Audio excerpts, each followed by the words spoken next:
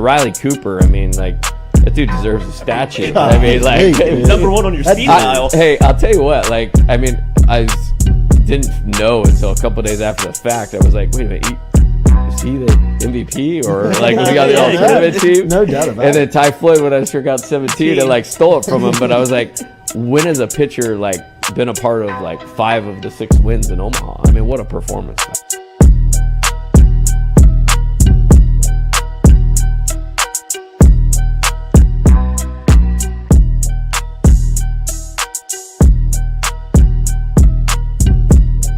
Coach, it's great to meet you. Thanks, Jordy. Thank you for the time. Pleasure. Yes, sir.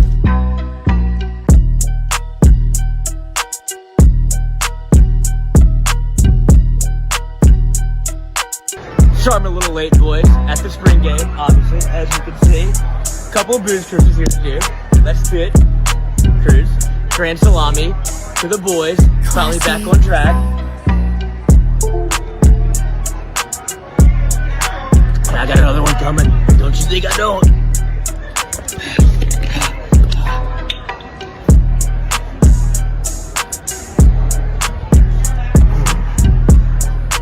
And that's how we roll in Tiger Stadium. Just watching the spring games that were on television, one thing that jumped out about your squad is your quarterback room is very talented compared to a lot of the league and a lot of the country. I wonder, is it easier to recruit that position when you have talent or when you don't have talent?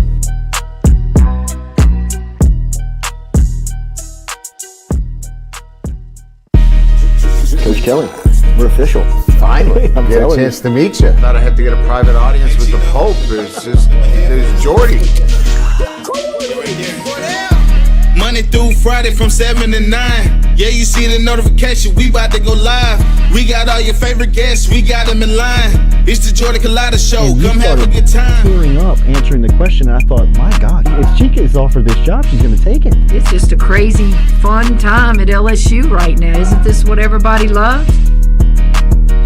From the boot to the east to the west coast, no matter where we at, we open up the phone lines, come and join the show. Make sure you tell your friends about Jordy Culotta Show, yeah. Let's go! Let's go!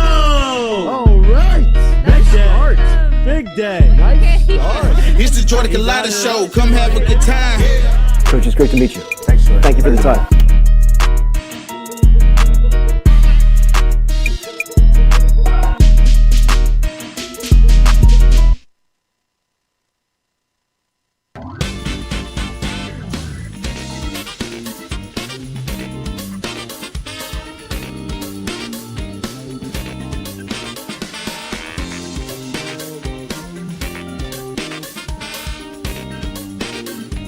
Into a Monday edition of the Jordy Culotta Show live here on our Click Here digital campus, just like we originate every single day, and brought to you by RMB Builders the day after LSU, or 2 days after LSU gets their first conference win in the SEC versus Mississippi State. We will open up and take your phone calls this morning. We will open up the phone lines at 7:30 as we will take your phone calls. Number is, take this down, this will be our number moving forward here on the Jordy Culotta Show. Area code 707-400-5575. 707-400-5575 is the number. If you want to jump in, we're going to open up our phone lines at 7:30 this morning. We'll give you our thoughts. If you caught our Sunday show, which the numbers were fantastic, thanks for finding us there. Give us a like, share, comment. We'll give you our thoughts here, and then we'll turn it over to you and listen what you have to say about LSU going into another conference week, as Arkansas will be coming in to Baton Rouge as LSU will face them. Remember, daily, we're brought to you by RMB Builders, RMB-Builders online, RMB-Builders.com online, and you can find them on Instagram at RMB Builders as well. And our phone line, which will be moving today, is brought to you by our friends over at Southern Regional Medical Center. Southern Regional Medical Center, of course, real doctors, real solutions. You can find them there every day. Jason Ramazan, Charlie Harvey, the entire crew, BJ and the crew, as they bring you our phone line every day. Give us a like, share, comment, as we are live here on this Monday. We should do our Sunday show from Piccadilly. What's that? That's where everybody goes. You Top go to tier church. food, coach. Yeah, you go to church in Piccadilly. Bro, I Family. could not get back on the Piccadilly train after high school. A Pregame football meal. lunches, yeah. That's the last time I've been. When you said pregame meal? Yes. That's what y'all would get? Every Friday. Wow. Oh, that's tough. We had a local restaurant we get food from, too. But it was wasn't kind of a Piccadilly. teaser because you couldn't use the entire buffet. Like, you could only get a section of it. You got to get Oh, salad. so you pissed guys me still off. have some left. Like, Come you on, could Coach, go back like- and get what you want. Like, you have unkindled. Yeah, it was a selected menu. Yeah. Like, don't take me to Piccadilly And tell me I can Until only I tell can't me I get the can only eat Jell-O. a section. Yeah, I need the whole. I want Right? the whole I round. could only go to the salad bar and the grilled chicken. in the like- Jell-O. It started off wrong. Yeah. Yeah, You know, that's it's the tough. relationship gone bad. I've been over it since the 90s. Hamburger steak and mashed potatoes. There is fire. We used to get hamburger steak before our games. But Wow. we got Did y'all play slow?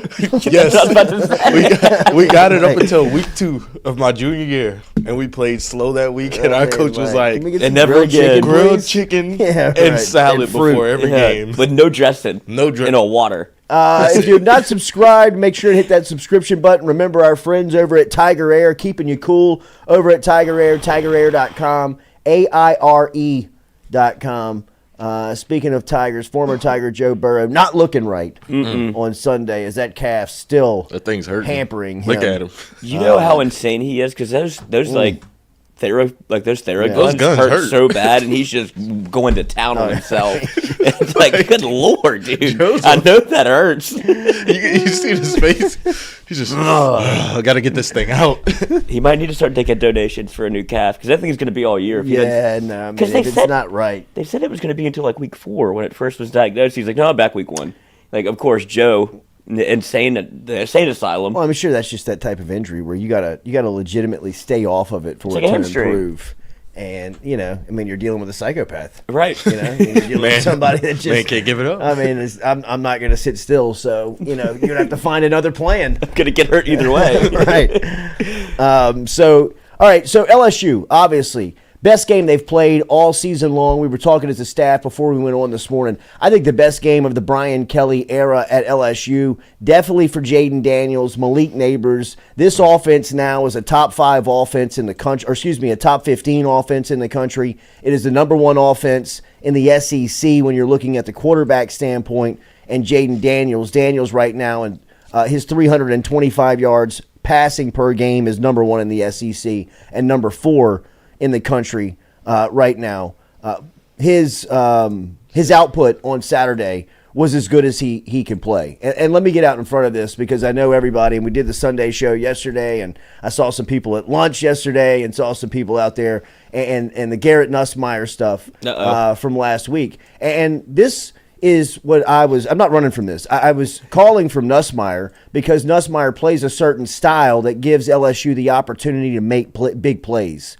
And on Saturday, for the first time with Jaden Daniels under center, you saw consistent big plays happening. If Daniels can play like that, if Daniels is confident enough to throw the ball down the field and play with that type of accuracy, I mean, really, if he can throw it like that, why would he not throw the ball down the field? I mean, those were 30 to 35-yard handoffs he was placing on the top of Malik Neighbors' head. And Neighbors, that should be his stat line. I know that, not every week he's going to, Go for 250 go every 10 week. grabs and 10 grabs in the first half, but the targets and including him, that's what I was talking about. The wide receiver should have the numbers. The wide receiver should have these huge stat lines because they're the best players on the team. And give them the opportunity by throwing the ball down the field. Jaden Daniels did that on Saturday. Obviously, if Daniels is that guy, I mean, don't touch the quarterback position At all. I mean, that gives you an opportunity to beat anyone when you have that offense. I mean, when you step back and look at LSU's data offensively, they've played 24 quarters, 3 games. 22 of 24 quarters, they've looked like they've got it figured out. That second half at Florida State was just a mess.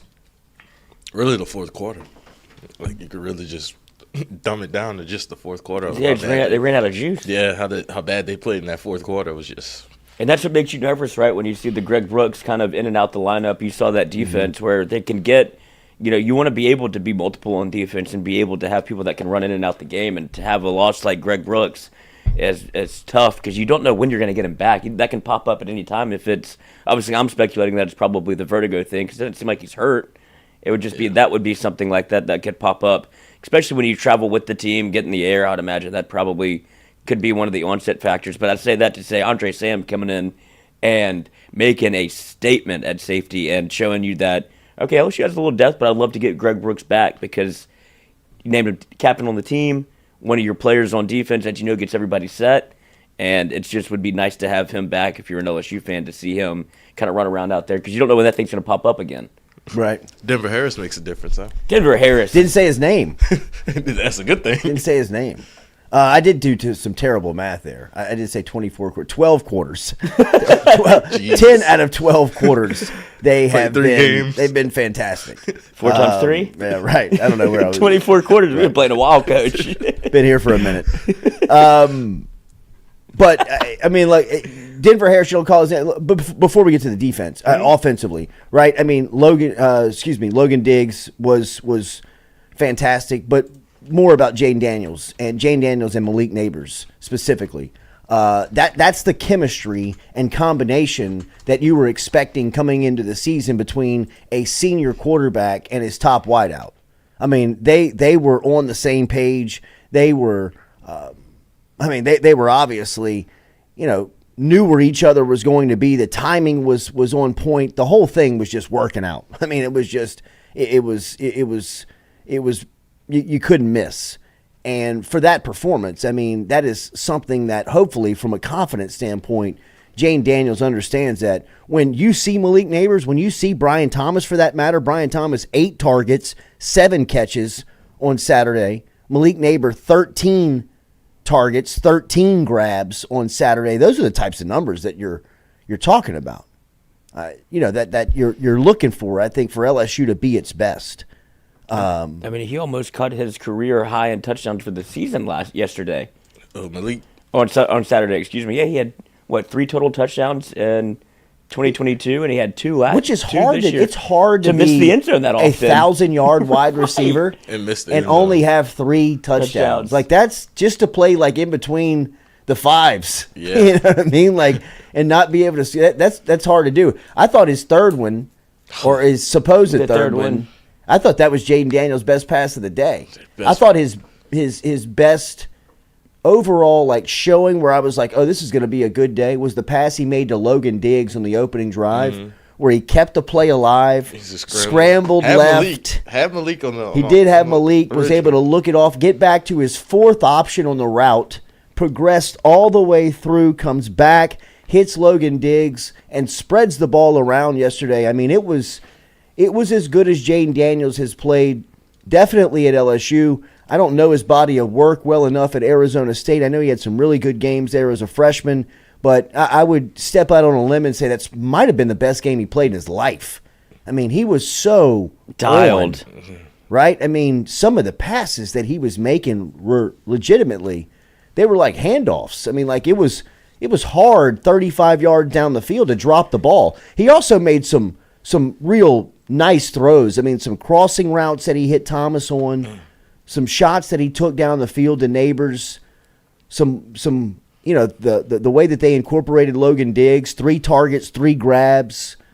I just thought that it was working from an offensive standpoint, and you found some things, right? I think that Caleb Jackson and Logan Diggs should be the two-headed monster at running back for you. I know that John Emery came back on Saturday, and it kind of felt almost like he was force-fed a little bit into the offense, kind of almost maybe, I don't know if it was veteran respect or just seeing maybe where he could fit in, but the whole thing seems to feel different when Diggs and or Jackson is in the lineup. The run Jackson made at the end of the game, I think he's that's the Fournette running over the Texas A&M defensive back as a true freshman. The Ole Miss guy. It is the same situation. I mean, the one where you're just like, oh my God, this guy is going to be a superstar. I thought I just saw a murder. But same situation though. Like the safety from Ole Miss was supposed to come to LSU.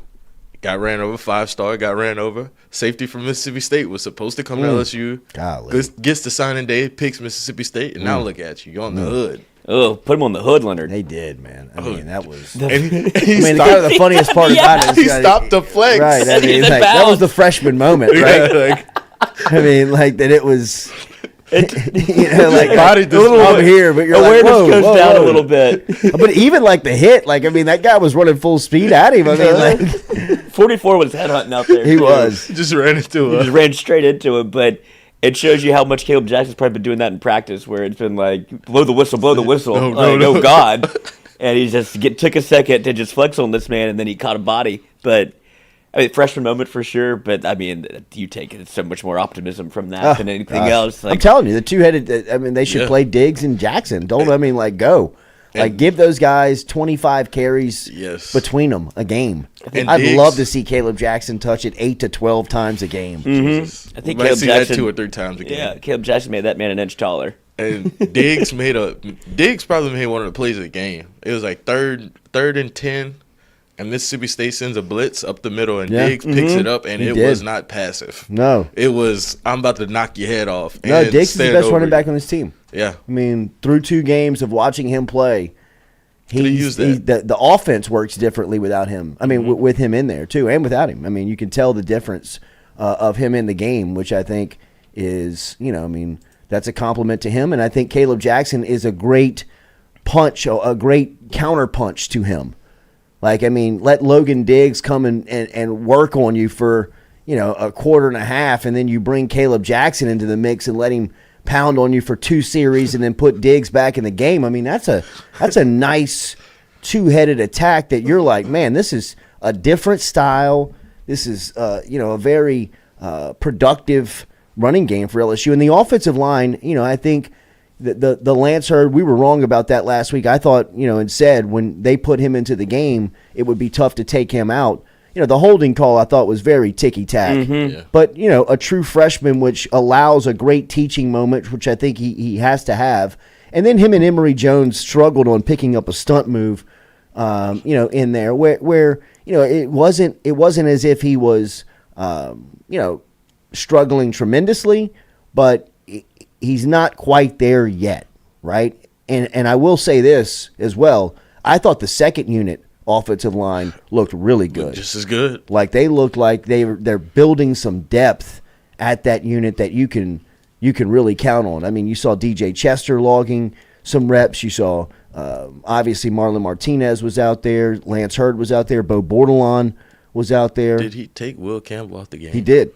He Well, he took him Kyle out. Turley'd somebody. I mean, that was the first. Did he pull somebody's helmet off? And then he threw it across the field. Okay. So That was his first. This is yeah. his first flag at LSU. I think Well, he had the false start. Yeah, I mean the first 2. Yeah. I don't know exactly what I was doing. I was like, my son was. I had my son, so it was a lot going on. Being a dad. So whenever that happened, I wasn't watching, and I come back to the TV, and all I see is BK motherfucking something. And I He was like, in his ear, coach. and then the camera pans to Will Campbell, and they put the whole thing over him, so he couldn't see him, but he looked pretty bad. So. I think that was a statement for Brian Kelly just to the team. Yeah. Kind of saying look, nobody's off limits.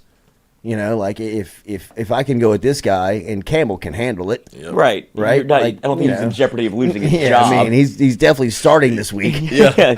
But and I think we said this yesterday a little bit, where it's almost twofold, where you get Brian Kelly gets to do the, hey, nobody's bigger than the team, nobody's bigger than the game moment, and Will Campbell gets to give you the, hey, this is LSU. We got our swagger back. Yeah. Because that's what we do. We don't get pushed around. They got pushed around against Florida State. Grambling tried to push them around, and now you see LSU kind of buck back finally and be like, hold up. Don't forget who y'all are messing with Right. here. Give us a second. Not Okay. only that, and we'll talk about this more coming up in the second hour. Look around the league. It's wide open. The league is wide open. I kind of feel like the country is The country is wide open. You're right. I agree with that. I mean, whole thing. first off, in the league, just some of the storylines from this weekend. One thing on Saturday, I watched a ton of football. Yeah, I mean, same. we were set up. It was raining where I was at. I mean, we were just chilling, watching a lot of football. And I mean, the SEC is wide open from the sense of, look, Georgia was down at halftime, and it was surprising to see. They came out and flexed in the second half and showed why they are who they are. But one thing is evident, they really don't have it figured out yet offensively. I mean, Carson Beck is a nice prospect. He's not running that offense with the efficiency that they are far and away the number one team in the country. They look beatable. They look like they can use a couple of weeks to figure it out on offense. Alabama looks lost at quarterback. Jesus. I think there's more with the Jalen Milroe story, though. There has to be. I think that Milroe, after watching this, come on. This is the game you play in. There's no way Milroe is not the best quarterback on that team after why. First off, you've only seen him play 2 games. Yeah. He did some okay things against Tech. Not things that warranted him getting benched in the 3rd game. There's got to be something that we don't know about. Absolutely. Better than Tyler. I expect him to start this weekend against Ole Miss because after what I saw, he gives them the best chance to win. I mean, Tyler Buchner, you might as well run. I mean, pick a different sport. Like that was. We could have put Lil J in there. And I said yesterday. I don't mean to keep doing this and bringing this name up, but that was like Alabama's Andrew Hatch's moment. Mm-hmm. Yeah. Like to me, like when I was watching, like my uncle and I, and Little Jay was there too. We were watching the game, and Lloyd and I were talking about this yesterday. You didn't even have to see the game. Like they actually during game day. It was an ABC game, which is an ABC ESPN, their ownership. So, like, they're tapping into one another. And game day goes down to Tampa and shows Buchner, like, throwing warm-up passes. And he's doing the push pass, kind of like the Phillip Rivers, but not Phillip Rivers, being Phillip Rivers type of style. And you're like, oh, my God, like, this is... There's no way they're about to roll him out. Big trouble. Like, they're in some serious trouble. And, I mean... Their offensive line looked bad. It was, the moral of the story is the league is wide open from the sense of Georgia, Alabama, even watching Tennessee and Joe Milton go into Gainesville and into the swamp, which, I mean, like that Florida handled Tennessee. Like they beat up Tennessee. Like punked them. Right. I mean, like not a lot of people had that happening. So we'll talk more about the league coming up here. Remember, we're brought to you by Go Roof online at GEAUXroof.com. Get in touch with our friends over at Go Roof. A beautiful roof every single time. You can call them at 225-927-8300, or you can just log online where you can get that free quote. When you call over at Go Roof, you get professionals in residential roofing, commercial roofing, and roofing repairs. Ton of 5-star ratings that you can find out for yourself online. Work with them over at Go Roof, GEAUXroof.com. A beautiful roof every single time, 225-927-8300. Residential roofing, commercial roofing, and roofing repairs. Great experience with the pros over at Go Roof, over 15 years. Free quotes available. In fact, today, if you have some issues with the roof and you want to know and have some questions and have them answered, get the pros from Go Roof over and outside to the house today. 225-927-8300. They'll jump up on the roof for you and give you a diagnosis. GEAUXroof.com. A beautiful roof every single time from our friends over at Go Roof. All right, so from the offense that is right now thriving just as good as anybody in the country, as we mentioned, the offensive unit over at LSU right now is top 15 in the country. They're now top 12 in the country. They were top 15 going in to Starkville, now number 12 in the country after their output of over 500 total yards of offense. In fact, LSU is averaging 537 yards per game offensively, which is ranking number 1 in the SEC and ranking 6th nationally.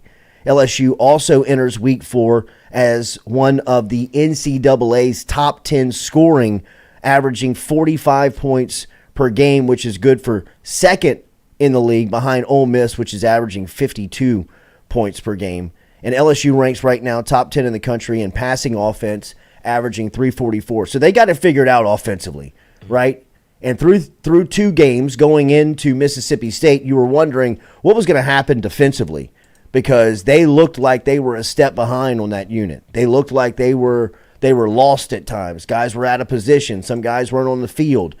Now, after the 3rd week, you got to, as critical as we were, and we were critical here on the defense, you got to recognize when changes are made and game plans are cultivated And Matt House and his staff deserve a ton of credit. They figured it out here against Mississippi State. I think Mississippi State caught the message very early on that LSU was ready to play. LSU looked bouncy. They looked awake. They looked healthy. They were playing aggressive. I mean, LSU was, first and foremost, they were playing with that dog that people had been wondering whether or not it was there. I thought the Harold Perkins personal foul on the opening drive of the game defensively was good to see. Now, you got to, by no means do you advocate that stuff, and you got to, really know and when, how to drop it. But early on, to set a tone, your best player, that guy was trying to punk him a little bit, and Perkins was just letting him know, like, cuz. I mean, not today. Not today. Be here all day, coach. Right. Like, I'm about to be in your head and in the backfield. And I thought that Harold Perkins' stat line, while, it's not that Harold Perkins dominant, that's who Harold Perkins is on Saturday. That's what makes Harold Perkins who he is that week in, week out, he can come in, get 4 tackles, a sack, a pass breakup, being back, behind the line of scrimmage, causing quarterback hurries, causing quarterback rushes. I mean, that type of stuff. The opening 2 incomplete passes of the game were caused by Harold Perkins. You don't see it in the stat line. If you're not listening or you're not watching on the television, you're listening on the radio, you may not see it. But that's who he is. That's how he affects it. So I thought, first and foremost, moving Perkins outside, committed to that, you can see the effect it has on the team. And moving him outside to play Whit Weeks, my goodness. Is that who that guy has been? I mean, he was making plays in spring, but he flashed. Did he flash? He flashed. I mean, Greg Penn, Whit Weeks, Harold Perkins should feel like the best 3 linebackers on this team. I mean, I know it's one game, but Weeks, the way that he filled the gap on that first opening where he shot up in there and played physical, aggressive, and had the speed to get there, that's kind of what LSU's been missing. Tackle for loss. Let me get it. I mean, led the team in tackles, 8 tackles and 8 stops on Saturday. He just looked different. He played different. He felt different. That felt like the guy. Belongs. That felt like the dude who needs to be out there. So Whit Weeks, I thought, deserves a Gordon game ball here on Monday morning. Harold Perkins, the defense. Start with Matt House. Really, I mean, for as much as we've been critical of House and asked what's going on, I thought that they really got it right yesterday.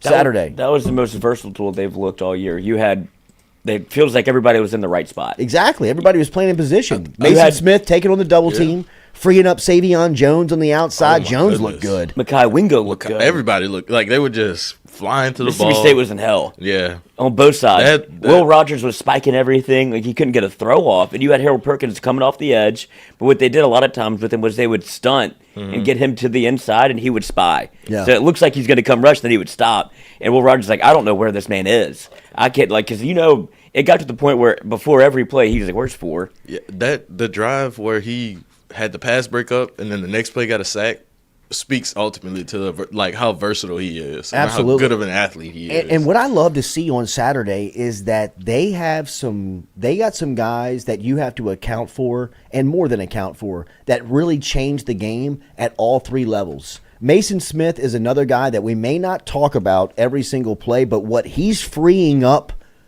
for everyone has to be recognized. If you saw every single snap, they were doubling him.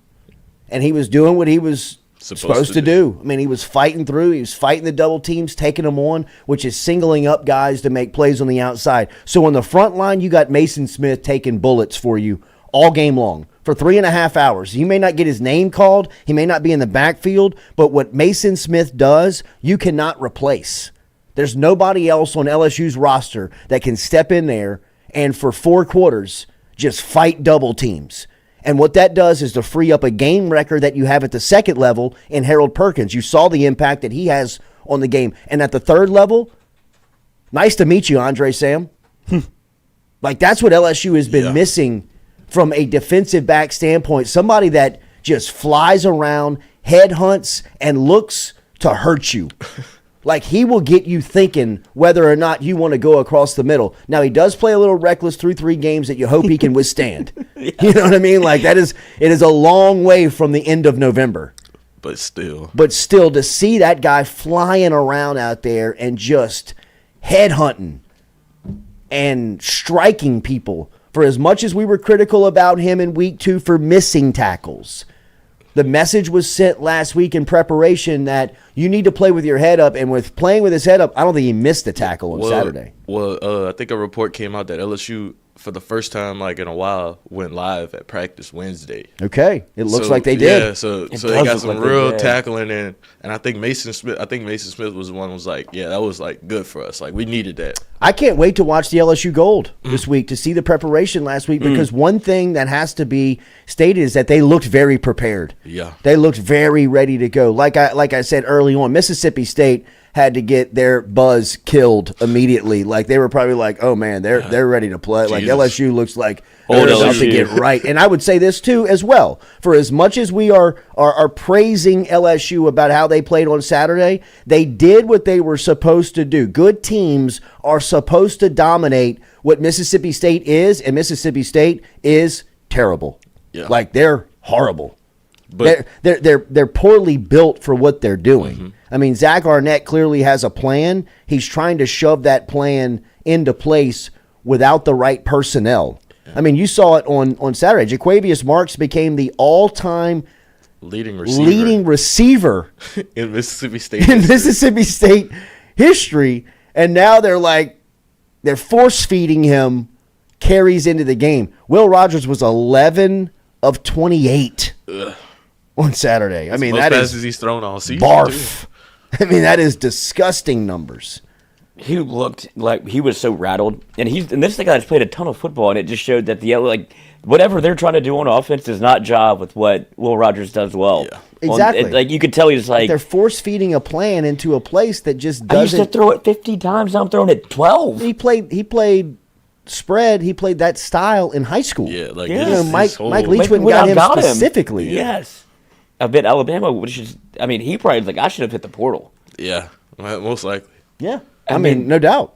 If this is what we're going to do on offense. For as many teams that don't, there's a lot of quarterbacks in college football this year. This is a year. Did you see what Michael Penix did? Oh my goodness. It looks like Michigan State's quit. I will say that. But get a lot of noise going on around the Mark program. D'Antoni's around though. But Penix is. Oof. And they got two first round receivers. I don't know if it's him or Shador Sanders that is the third quarterback on the board behind May and Caleb Williams. I think Penix has more because Shador Sanders, that 98-yard drive was impressive. You could see Shador Sanders said when Travis Hunter got knocked out of the game, he was like, I got to do this. Yeah. And he did it.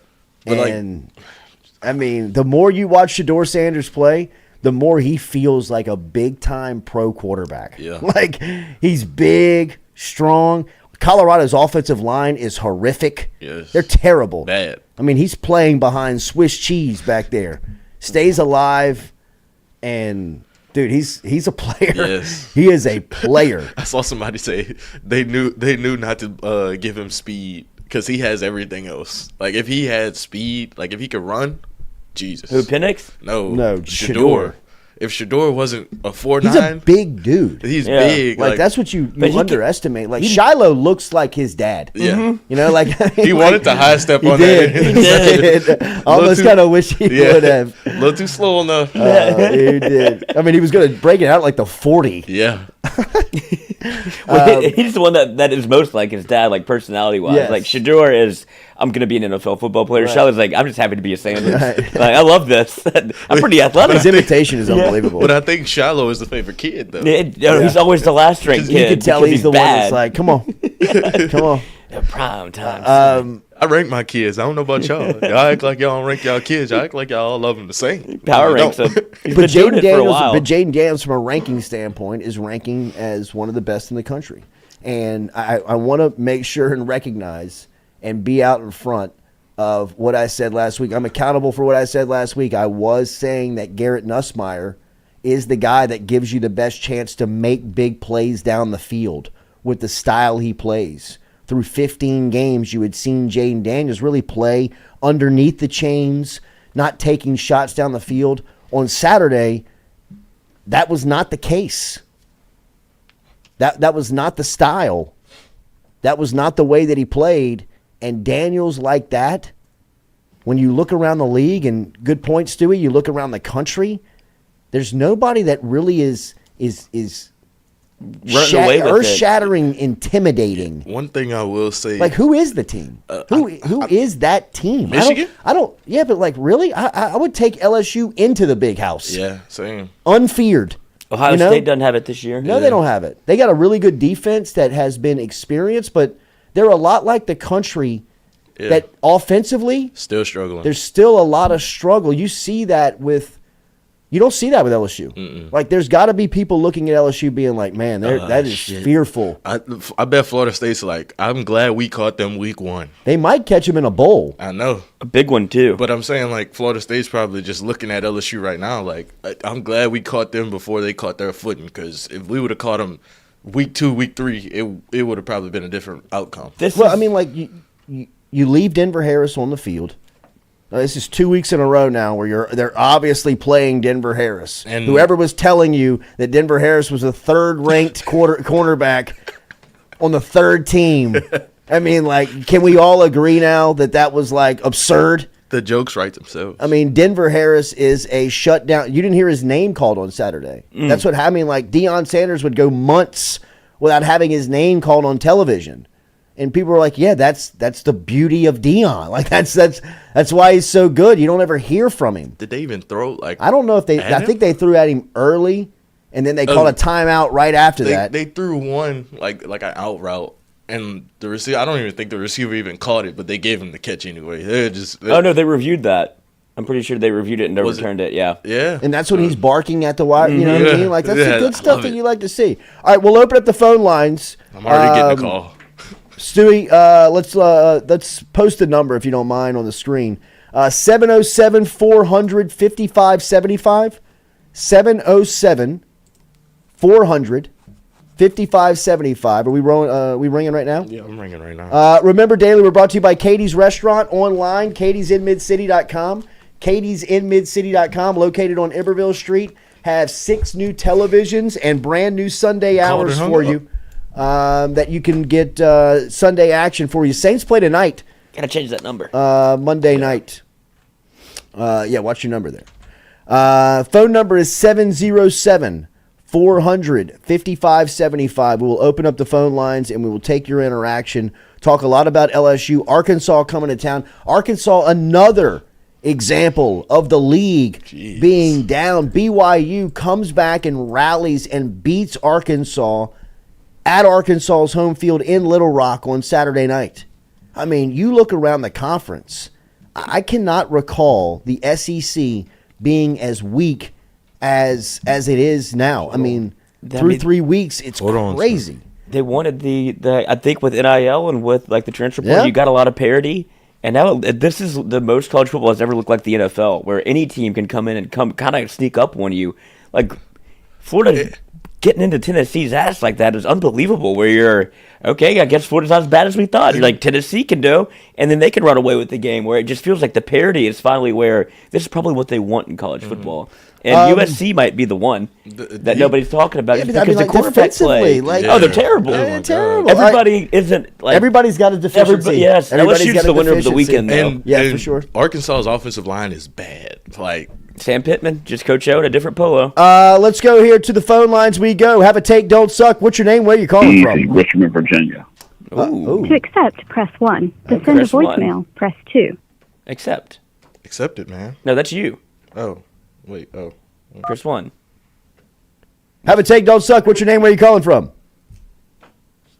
Easy, Richmond, Virginia. Nice, easy. What's on your mind this morning? Jordy, I just want to get on. I want to address Jaden Daniels and Brian Kelly, and just some thoughts on my perspective on them, and kind of, our fan base, and having them to kind of, get on the brakes a little bit. Stage is yours. Go, Easy.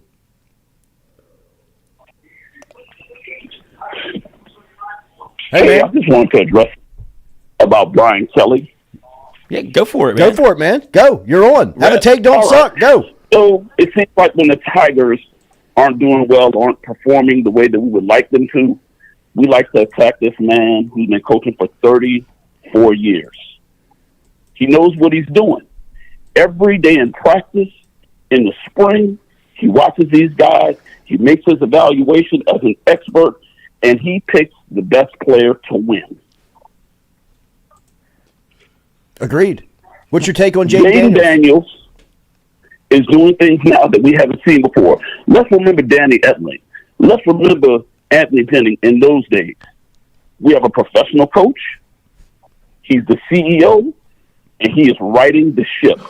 Please, I appreciate your culpability in understanding that this player is a player. Think about what he did last year. He had 2 freshman offensive tackles, no running game, a walk-on. I love Josh, but he had a walk-on running back and a pass-together offensive line. Of course he's going to run. He's protecting himself, and what older coaches like the most is people who protect the football, and that's what he was doing. Thanks a lot. I appreciate you guys, and I appreciate the platform. Thanks for listening, Easy. All right, Easy. Back to the phone lines we go. 707-400-5575. Let Easy serve for a great example. When the stage is yours, talk. Don't talk back to us. We're glad you're here. We hope you're doing well. We glad you hope we're doing well. But you're on the phone. Have a take. Don't suck. To the phone lines we go. 707-400-5575. Stewie, you know how to work those phone lines? Yeah. We good over there? Nobody's calling yet. Okay. All right. You're firing them up. I mean, like, hey, you're on. Pretend like, the microphone's yours. Mike's hot. That mic's hot. The mic's always hot. I agree with Easy. I agree. I mean, that is, but what we've seen here in week 3 are the things that I know this show and others have been expecting, right? Like, that's to put the players in the best position to make the plays, to play the right players and put them in the right spots. I mean, seriously, there has to be a curiosity about Whit Weeks a little bit. Like, I mean, if that guy can run like that, if that guy's he's that aggressive to play like he was on Saturday, where's he been? What's your name? Where you calling from? Have a take, don't suck. This is Clint from the parish. Clint, my man. Clint knows how to do this. Give him your thoughts. What's happening, fellas? How we doing? Oh, shit. What was that last caller smoking, man? I want some of that shit. Same. Ounce in the mail. Hey, I got a question, Jordy. I want to ask you. Do you think having Mason Taylor, I love Mason Taylor, out the game made Jaden go deeper more? Because that's his safety blanket. I feel like he looks for him in the shorter routes instead of going for the deeper routes. And another thing, I think, just one more quick question, I'll hang up. Do you think, I think, I looked at our second offensive line. I think our second offensive line is probably better than a lot of the first other teams' starting offensive line. They got great options. But that's it. Yeah, you just want to think about, having had Taylor out and throwing deeper passes. And that's about it. I have a good day, fellas. I'm about to go drink Michigan Fence Post. Fence Post and put the bait in the water today, Clint. Looks like it's going to be a sunshine. Victory Monday. Thank you for calling in. Remember the number 707-400-5575 is the number to get in touch. Lloyd and I talked about that yesterday. Lloyd brought it up before the show, and I thought that it was an excellent point, really, for Jaden Daniels. Maybe the field opening up for him more yesterday with Mason Taylor being out. Taylor is fantastic. He is one of college football's best security blankets that exist. I mean, you can see the trust, and that trust has been there from Daniels and Taylor since game 1 last year. Taylor has really butted into one of the top tight ends in the league. But having him out on Saturday, I agree with Clint. I agree with what Lloyd said before the show. It really opened up the field for, or may have been one of the. It may have been one of the reasons why the field opened up as much as it did on Saturday and really allowed the ball to be spread around to targets and, moreover, shots taken down the field. LSU is a big play team, is a scary thought for everybody because now you unleash all these guys. Aaron Anderson only had 1 target on Saturday. Think about how efficient LSU's offense is, and they haven't even found how to use him yet. Chris Hilton either. I mean, but Chris Hilton had 4 targets. I'll live with that. Yeah. Like, if you target Chris Hilton every Saturday 4 times, I'm good with it. Yeah. because at one point he's gonna pop. Yeah, but I think like them not targeting him is gonna make defenses like not account for him sometimes. Well, exactly. And then he'll just come in motion and run that deep post. And LSU's got enough targets where that can happen.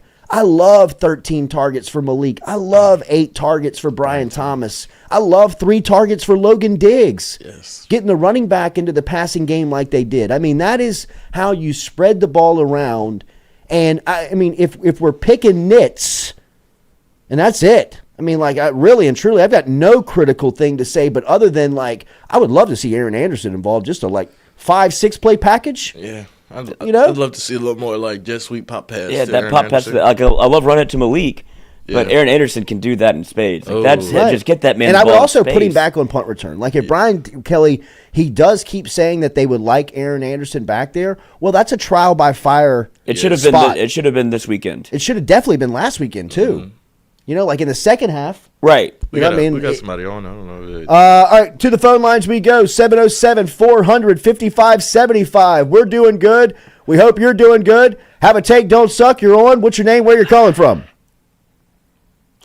Pete, quick question. Where are you calling from, Pete? Status on Jimmy Lindsey? Dallas.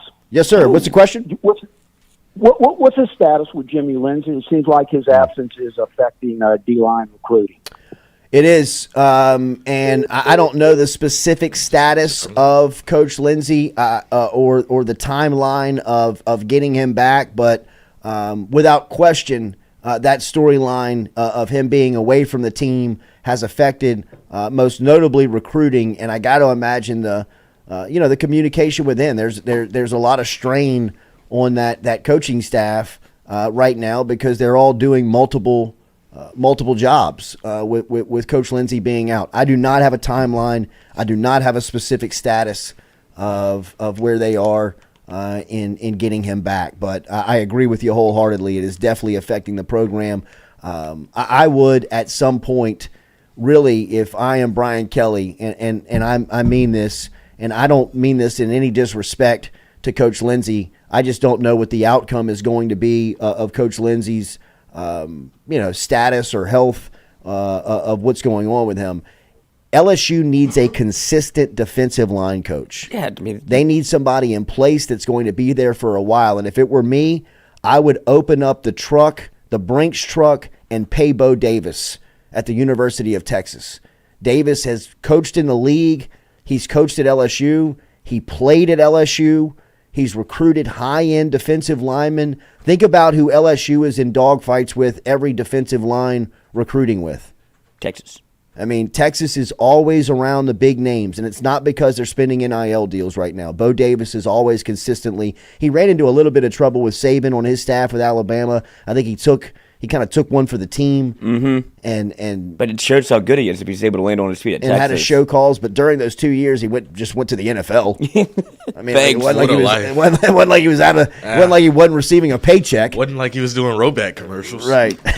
Go Roback.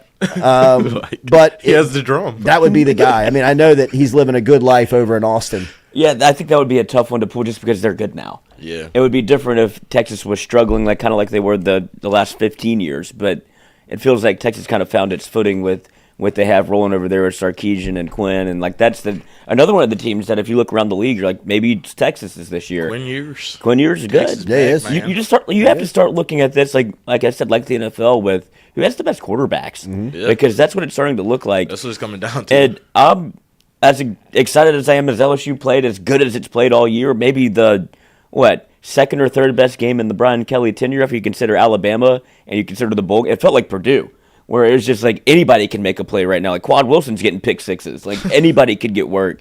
But it makes me wonder how bad Mississippi State is State's bad. Versus how good LSU is. But Will Rogers quit. But good teams make bad teams are bad. supposed to dominate bad teams. Mm-hmm. And LSU did that on Saturday. And it was a big spot for LSU. If you really consider all of the factors, 11 a.m. at Mississippi State, the cowbells and all this, and then... Well, they stretched in a car dealership. Yes. The stretching in the car I love dealership was, yeah. It's high By the school. way, did you hear him talking about blaring the music in the locker room on Saturday on the broadcast? Yeah.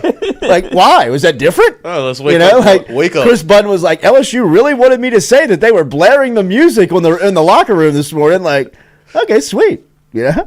It was. I mean, that's what I'm saying. That's as good as an LSU team or good a performance by an LSU team that we've seen all year. And I think that was the frustration, as you expected to see that week one. Mm-hmm. And like, because you know how good they can be, and so that's where people were always kind of.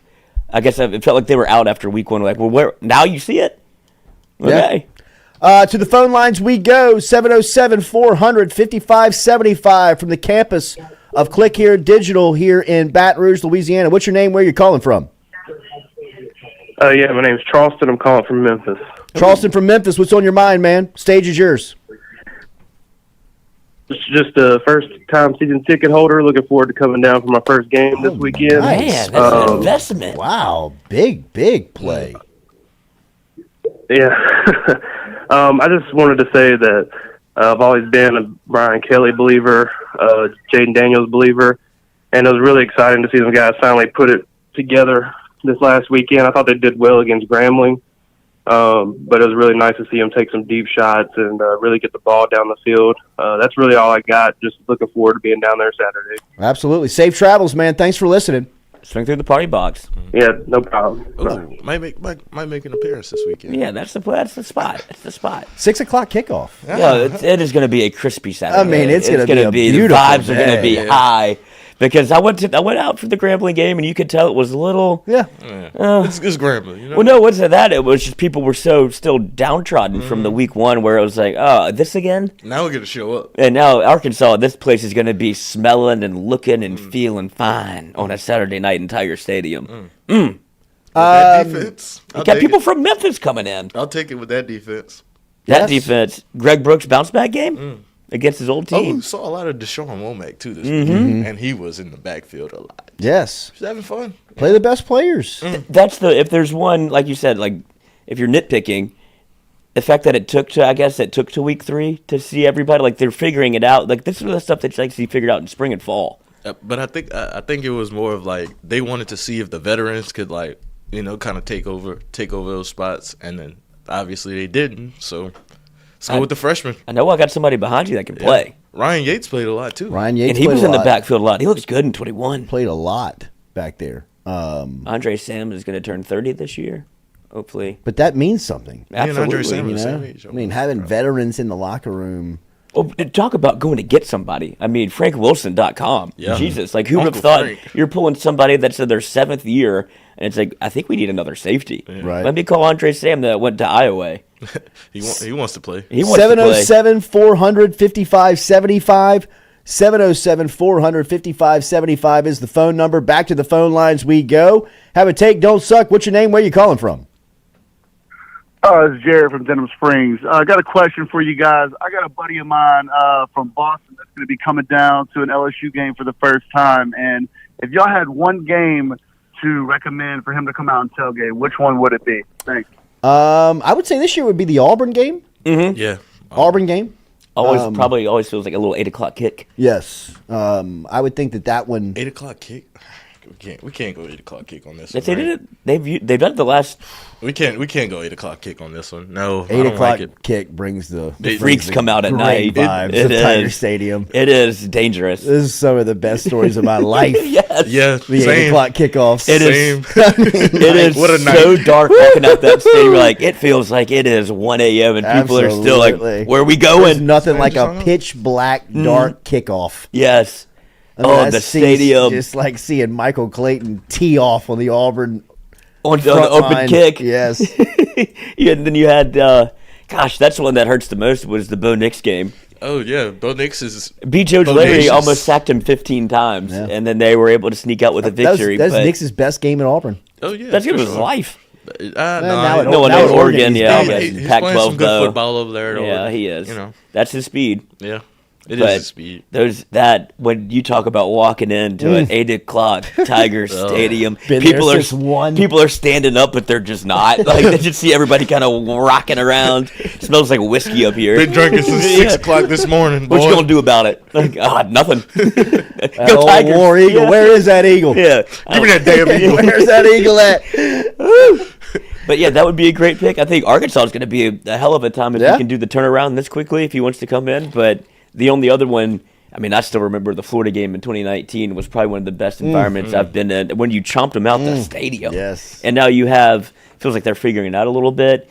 You have Billy coming back to Louisiana. You have a lot of UL contingency that wants to see him succeed. So that game's going to be probably a little bit contentious, I would say. That would be a good one. I just think that the Auburn LSU game always brings. Yeah, it brings the vibes. It feels like fall. That's what it does. What was the streak where it was? I mean, it was whoever played at home for a long time. It was 99 until the Bo Nix game, 2018. Yeah. And the only win that LSU, the only win that the road team had from 99 was when they smoked the cigars in the middle of Tiger Field. That was Cole Kubelik. Yep. Up until 2023. The road team had only won. LSU won once in 2008 with Jarrett Lee as a true freshman. Oof. They won in He had 18. Brandon LaFell for the game winner. This one.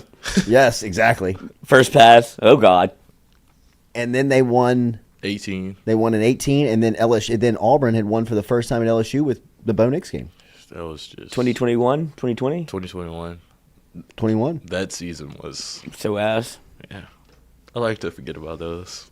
But that's why I think that you want to pick the Auburn game because it feels like LSU, even its fan base, knows that it's on. I mean, I would say for my generation, like, I mean, I'm 41. I would say that the truest rival of LSU during my generation of covering and like fanhood of LSU would be Auburn. Yeah, and for me, it's Florida.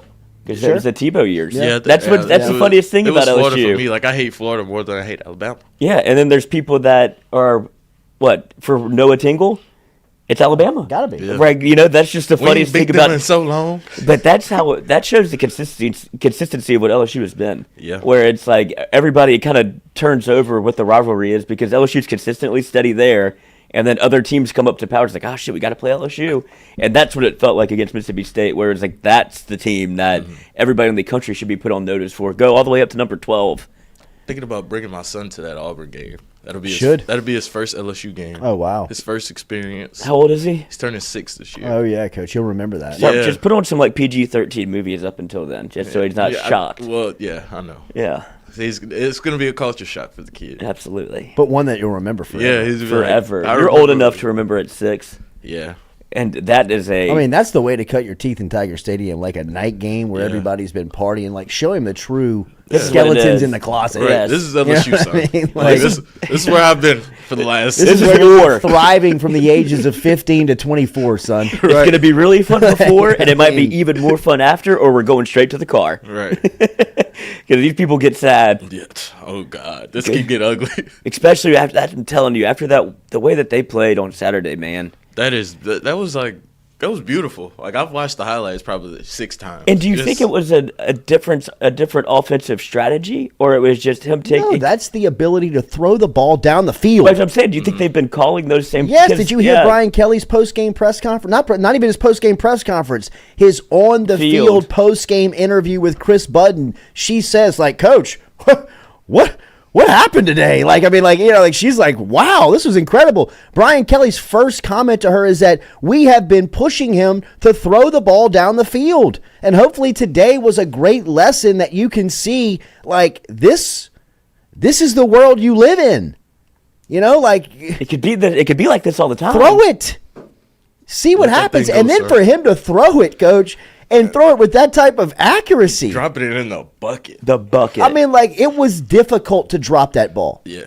It was in your jersey. It would be hard for him to drop those passes. I mean, some of them were hitting them in the face mask. I guess I could nitpick and say he probably should have led Malik a little more. There's one throw that you can look at, but I mean, he's wide open. Coach, he threw it 34 times. Yeah. He was. I'm nitpicking. That's I what mean, I said. 30 times. He's 88% completion ratio. Last time I saw it was Joe Burrow. Got him up. And he ran it 15 times. And he looks so good running. Would like to see him slide a little bit more. Yeah, he throws Sean his head Preston around. should not have gotten He's gotta kicked out of the stop game jumping. for that, though. No, he should not. That have. was a legal hit. No, that was a legal hit. But they said he led with the dunked head. the head. So, That is, but that's on Jaden Daniels. Yeah, but the kid from Colorado State didn't get kicked out of the game for what he did. My God. That was malicious intent. Like, Sean Preston was just trying to catch a body. That hit on Travis Rogers was. And then the guy throws his hands up. He's Hunter, like, what? Travis Hunter. On Colorado's sideline. Yeah, it's like, so is he concussed? No, I mean, he's out the next 2 weeks. I think he broke a rib or like punctured a lung or something. Yeah, I mean, he got rocked. Because the way he went down was like that. He went back in the game. He tried. Because he's a dog. Yeah, he tried. Dude, if you've ever broken your ribs, you cannot breathe. I thought Shedeur Sanders broke his ribs on that hit. When that kid put his head into his helmet and it was like that Drew Brees 49er hit where he just crunched him him in the ground. You got a flag for that one. Colorado State plays so undisciplined that game. I think that was new. I think that was after the coach's comment. Yeah. Like he was like, he had those guys ready to play though. Yeah, they were. I mean, they had a good game plan. Colorado's offensive line is bad. So bad. But I mean, bad. Shedeur makes up for it. He does. He does. But to get back to LSU's offense, I mean, that style, and again, that is what I have been asking for. Like the wide receivers are the best players on the team. Use them and let these stat lines blow up. I mean, I'm not asking to go for 250 every day from one guy, but they can. Like if Mississippi State, they're playing one-on-one with him in the fourth quarter. What do you want him to do? I mean, like that was the best part of the offense, I thought, was the recognition of one-on-one. Like if you see that, they're going to bury you. Yeah. Right? Like, I mean, don't allow them to disrespect an offense, especially this good. I mean, this offense potentially, they're just tapping into it. Yeah. I mean, the first 10 drives of the Grambling game, well, they played Grambling. Again, back to they can't control who they play, but they can control their execution, and they dominate the bad teams. They're doing what they're supposed to do. I mean, I think everybody on LSU schedule is watching them like, this is what they were afraid of. Yeah. Yes, absolutely. This is what I thought that they were going to be going into the year. And you saw flashes of it last year, but there was so much talk of Jaden Daniels is going to start throwing it down the field like it's an emphasis. And like this is all we've been working on. You don't see it for, I guess, week one. And then it felt like you reverted back to the mean, which wasn't bad, but it just didn't feel like they were creating any opportunities for people to be open. Then you saw it against Grambling where they're dialing plays up. It's like this is a scheme play. And for them the biggest moment for me was the 4th and 7 where they're like, we're taking a shot. About to throw this thing. Yeah, like I know, and that's what made me ask the question about is Mississippi State they might just be bad. They didn't change anything. No, they just went man-to-man. They went man-to-man and got their ass lined up like Malik again. We're about to blitz and run man-to-man. And he's your head like that. That's his specialty. It was. Oh, he is a one-on-one nightmare. Like I wouldn't, if any SEC team, I wouldn't put. Because Bama, if they want to play one-on-one with Malik, it is going to get ugly. Oh, I hope they do. Yeah, same.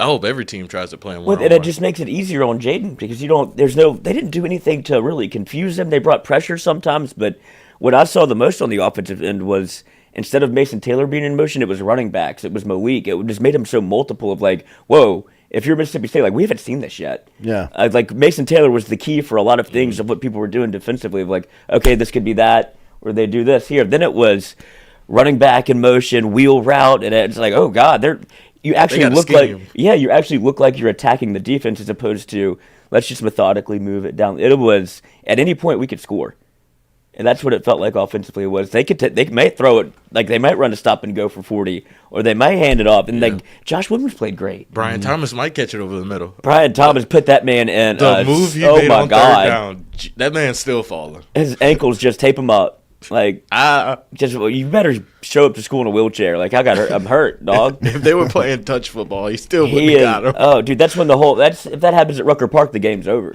Like, everybody's running on the court. He just fell backwards into hell. Gone. See ya. Remember, Daily, we're brought to you by Hughes Mechanical Contractors, residential, commercial, air conditioning. You can get in touch with Hughes today at hughesmechanical.net. 225-658-2147, 225-658-2147. Our friends over at Hughes Mechanical, hughesmechanical.net, AC online for you, getting you ready for air conditioning. And they are a trusted Daikin dealer over at Hughes Mechanical, hughesmechanical.net.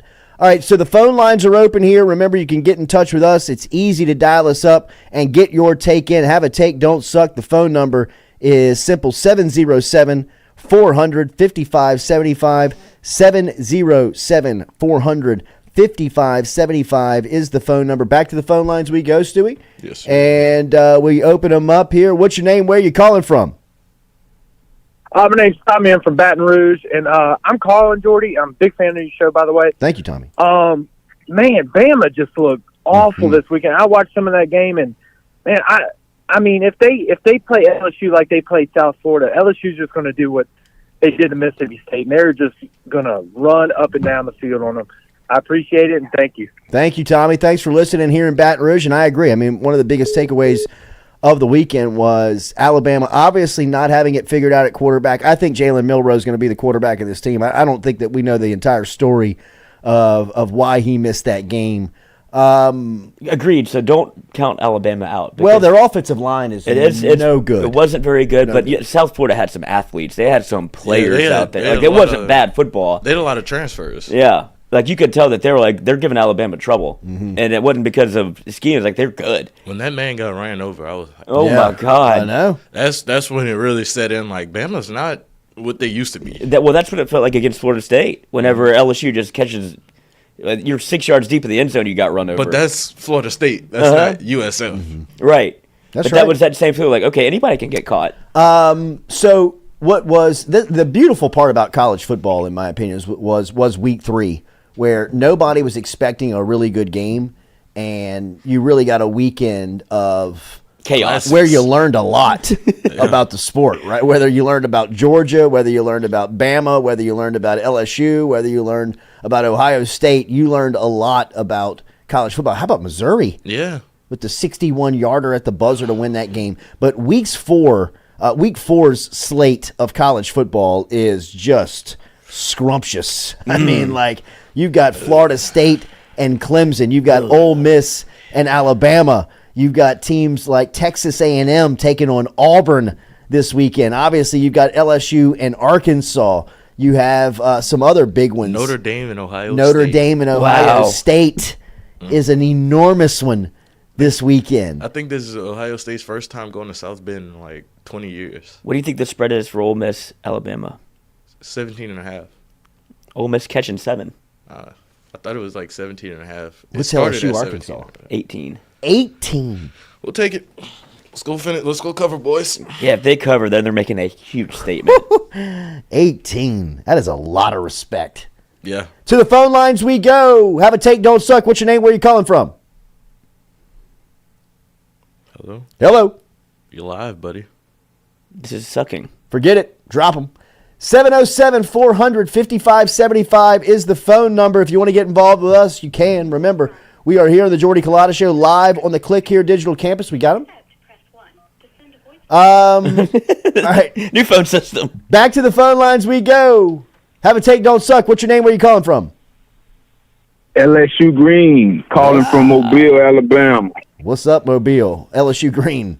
How are you, man? What's on your mind? Up, baby? Hey, I'm good, man. You on my mind, Jay, man.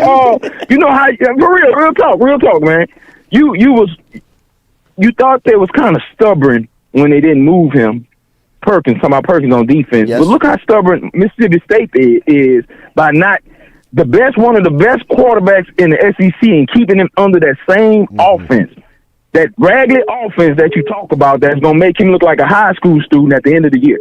So my thing is, how you don't put your heart and soul into what they believing in Perkins. I mean, I know you raised him. I love how you did. No, I love how you did that. I love how you got. It seemed like he listened to your ass. I'm sorry, he listened to you because you ripped him. You ripped him, and I think that's what it takes. I'm on your team when it comes to that. Now, I like how you ripped them, and I think they heard that at the ops. And that's what I love about you, man. You go hard, and I don't know if they go in there and be like, hey, you need to go listen to Jordy, man, what he said last night. You need to listen. But I'm with you, man. Good luck, man. I like that, man. Appreciate it. I appreciate you listening over in Mobile, LSU Green. They're using Perkins the right way. I think they are listening to us, though. Because like, they put out a tweet yesterday, and it was like, defense had dogs all around. Yeah, we've been talking about these dogs, y'all. I got more about the music. I bet. Somebody tweeted me like that. They wanted you to hear that they were playing the music. The funniest thing was when you said that, like, where's Jordy getting this bullshit from? It's like, bro, I'm just telling you what I'm hearing. I'm not making. Why would I make something like that up? Again, I mean, really. Whatever. But it has been funny, the criticism, and I'm sure it's not just this show, but it's around LSU, of course, where you start to see some of the adjustments that people have been calling for have been made. I thought I heard a ring. All right, let's take a break. I did, but here on the Jordy Culotta Show, we appreciate you listening. We appreciate you being here. We'll be back with more coverage of LSU. Remember, Brian Kelly will be speaking to the media today, just like he does every Monday. We'll have that covered for you as we are live here on this Monday from Click Here Digital. Give us a like, a share, a follow, if you don't mind, before we get back. And if you have not subscribed, make sure and subscribe to the show. We'll be back with more here in the second hour of the Jordy Culotta Show, built by RMB Builders. Got him.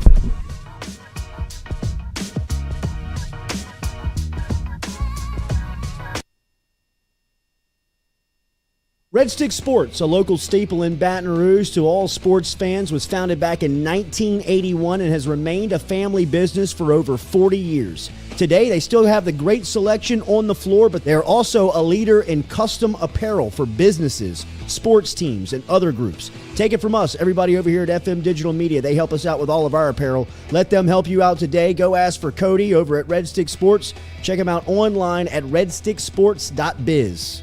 The Jordy Culotta Show is brought to you by A-Bears Lawn Maintenance. Commercial or residential, A-Bears Lawn Maintenance is ready to work. A-Bears can tackle all your homeowners association requirements. Call Blake at 225-485-8022. A-Bears Lawn Maintenance. In a wreck, Gordon McKernan Injury Attorneys is ready to go to work for you. Come meet your team. I'm your intake specialist. I coordinate your case and connect you with your attorney and paralegal. That's us, your legal team. Thanks. And we'll fight to get you every dollar you deserve. I'm your settlements and disbursement manager, and I'm here to get you paid on time. I'm attorney Gordon McKernan. Put our team to work today. Just call us. Get it done. Hey Tiger fans, when you're traveling through Natchez, Mississippi, make sure to visit Tom and Wright Granning at Go-Mart and On The Go Deli, where you can fill up your tank and your belly. Go-Mart has clean restrooms, community coffee, an awesome beer cave, and a great selection of anything you may need on your trip. Located at 4 Sergeant Prentice Drive as you're entering Natchez on the left. Also stop by Wardo's Po' Boys at 309 North Broadway on the beautiful Natchez Bluff, where the Po' Boys are so good you'll swear you're in Cajun country. At Ochsner, we know healing is a team sport. That's why we've partnered with world-renowned orthopedic surgeon Dr. James Andrews to create the Ochsner Andrews Orthopedics and Sports Medicine Institute. Whether you're a professional athlete or a weekend warrior, our team of specialists are dedicated to getting you back in the game. So whatever your reasons are for reaching your personal best, we've only got one. You. Ochsner Andrews Institute. Long live you. All right, buddy. Make it a good shot. Oh, yeah.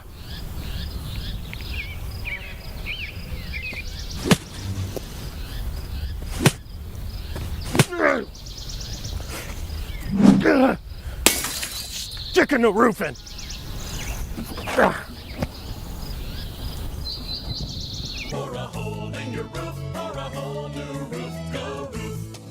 Roof, roof, go roof. Hey, Greg, the roof up? Roof's up. Roof's up. Roof's up. Roof's up? Roof's up. Roof's up! Beautiful roof every single time. True. True. Phil's Oyster Bar, a staple of South Louisiana since 1945, located in Southdown Shopping Center and online at philsoysterbar.com. If you log online, you can learn about the private party schedule, the catering menu, and even order online. Daily lunch specials Monday through Friday. Learn about the history when Gus Piazza took it over in the early 70s, made it an absolute stop-in for everyone who came through Baton Rouge, and now Anthony, his son, carrying on the tradition. Phil's Oyster Bar, Southdown Shopping Center, and online, philsoysterbar.com. Let's be special. Let's be strong. Let's smell greatness from the top. 1, 2, 3, 4, 5, 6, 7, 8, 9,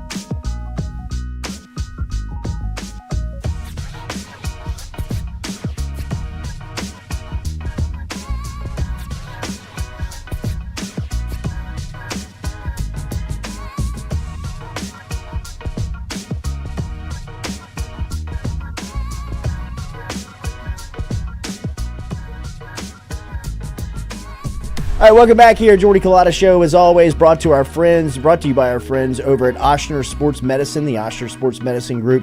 You can find their Grove Complex open every Saturday morning. Remember, if you have an injury that you'd like some of the Ochsner professionals to take a look at, they have that Grove location open for high school football players and athletes, 8 a.m. until 10:30 off of Bluebonnet. Online, ochsner.org/sports medicine to learn more. It doesn't matter if you're a Still taking calls. Pediatric patient. Jeff's call. We got one? Mm-hmm. Jeff. To the phone lines we go. Back to the phone line we go. Jeff. What's your name? Where are you calling from? He just hung up on me. Damn, Okay. Jeff. That'll close the phone lines. Yeah. Sorry, Jeff. All right, we had our YouTube. We went live on YouTube yesterday. It was a little bit of a quirky time. Just because of some plans, but I got some really good reaction. You did not leave church. That's right. You liar. I had to pull Lloyd out of teaching Sunday school. Before communion. I was like, I got to go. He was playing Ultra Boy. But no, we got some again. really good reaction from the YouTube chat yesterday and wanted to read some of the comments. And this may be something that we start going back and digging through some of the YouTube comments after Jeff. we go live. No more. Yeah, sorry, Jeff. How was, tell me what you got there, Lloyd. Oh, we got 76 comments that we have gone through today, and I don't know where you want me to start. There's a couple of, kind of what we've been saying, and everybody's echoing the sentiment of pushing the ball down the field. And we got one from Call Me Larry, 7499, hell of a name. That seems like a repeat of last year, and I don't want to get beat in the SEC championship. Something still needs to change, which I don't know. That's the most complete football game I've seen LSU play since they played Purdue. Absolutely. That was as good as it can be, and with the way that I don't think Carson Beck really has it figured out yet at Georgia. Like, obviously, first-year starter, but that's when you go around the league and you look around, like, this thing is open for LSU to kind of be the class of the league. If you play like that, there's nothing stopping you from getting back to an SEC championship and then put the cards on the table. That's why the Florida State loss it depends on how they roll the rest of the year, because they kind of got in a bit of a dogfight. But they were in I couldn't tell which team was which. Same. I turned on the TV and I was like, wait, who's in white and who's in right? orange? It was the red bandana game, which is, if you're a gambler, always bet Boston College on the red bandana game. Right. Like, a lot of history behind it. It's an awesome story. It's a great story. But Boston College always gets worked up for that one. And Florida State, they were in a dogfight until they kind of showed who they were. Yeah. Like, Right. we're just a better team. And look, it's easy to look at that game. I think if you are a Florida State fan and say that they're looking ahead to Clemson, and if they go in and beat Clemson this coming weekend and you ultimately get that Final Four position, then you don't even remember the Boston College game. You just look at it as a win, right? But this is the weekend where Florida State has to really become themselves. Who do they have? Clemson. Clemson? Yeah, you might see. Clemson has issues, though. You might see. They do. You might see a Dabo that. Is it at Clemson? It's at Clemson. It might be the last sprint. Yeah, it might be the last. Touch Howard's Rock real tight this time. Clemson's running back was about to fight with Clemson's running back coach, C.J. Spiller. Like, they were in a legitimate heated argument. Like, they went chest to chest on the sideline. I don't know what it was about, though. But he ran the ball, looks to the sideline, and he's like, you could tell they're, like, arguing from the sideline to the field.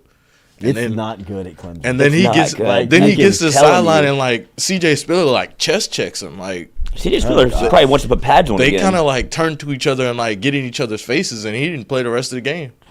Will Shipley. Plum Tiger won. Obviously, Burrow's better body of work is better, but I don't remember him having a game like this. That's you can just go watch any of them, pick any of them from 2019. Right. But Daniels put on a QB clinic yesterday. I was so impressed. So that's another comment we have, and then that's the best game I've seen Daniels play. I mean, it might be the best game of his life. It could be. Yeah, certainly in an LSU uniform. Mm-hmm.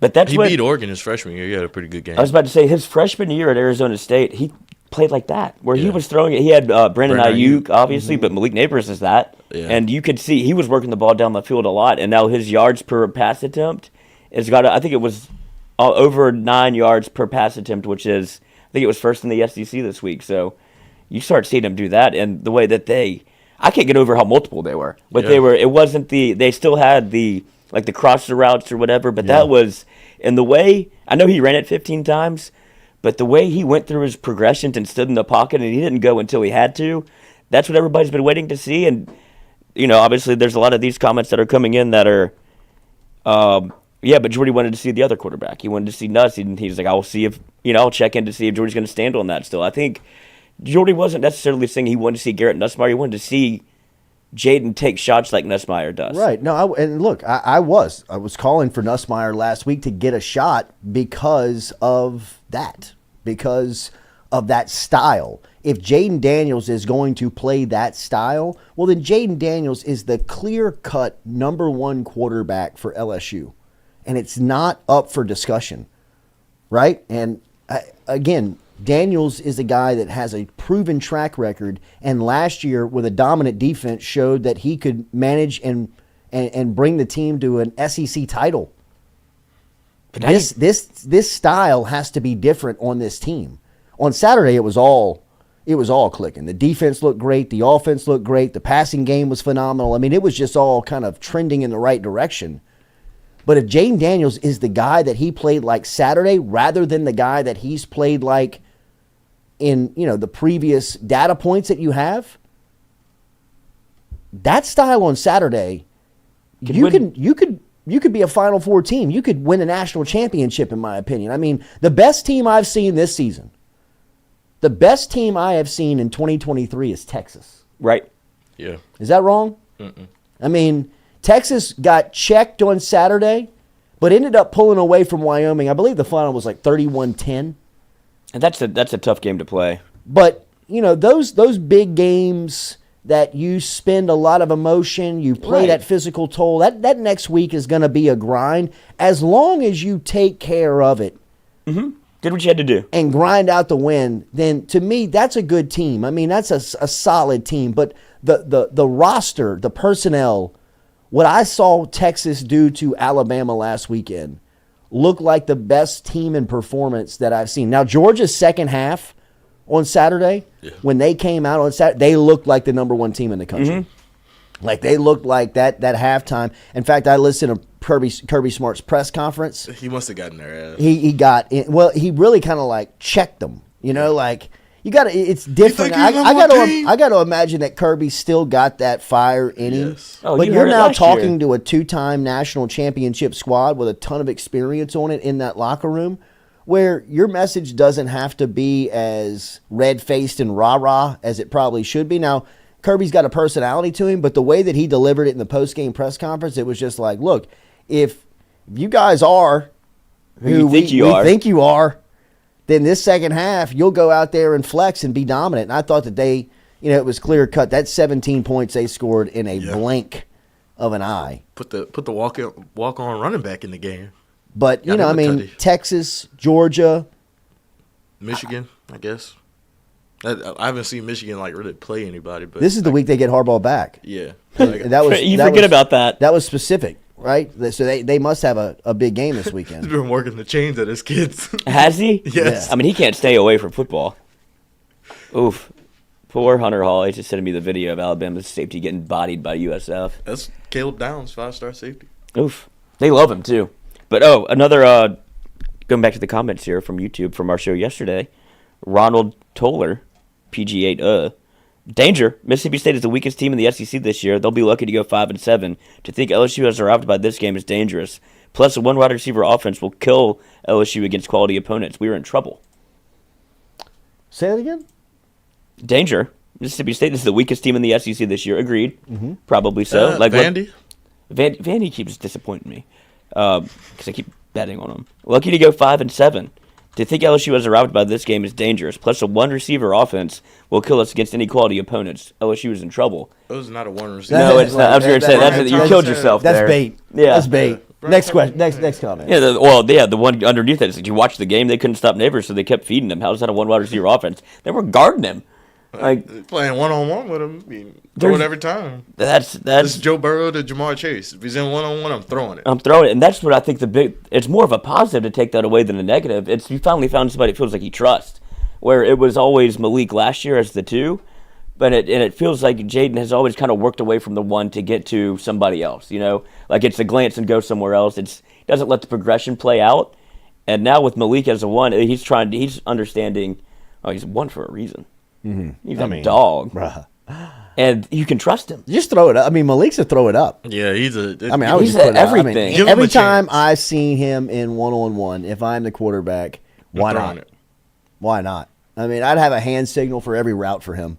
If I saw him one-on-one, I mean, check it out. Check it out. I mean, absolutely. Like the face mask tap, the head tap. I mean, like whatever it is. Give him a little finger. It was just. I think on one of them he gave him a little. Yeah, he did. He did. I mean, they had that. That's why week 1 was so weird, infuriating. Like, hang on, man. How are you underthrowing this guy? Yeah. Y'all haven't been working on this stuff 100 times a day since January? I mean, it's just the unsung hero in this whole thing that it just keeps showing up. It's Brian Thomas Jr. Mm-hmm. Brian Thomas is.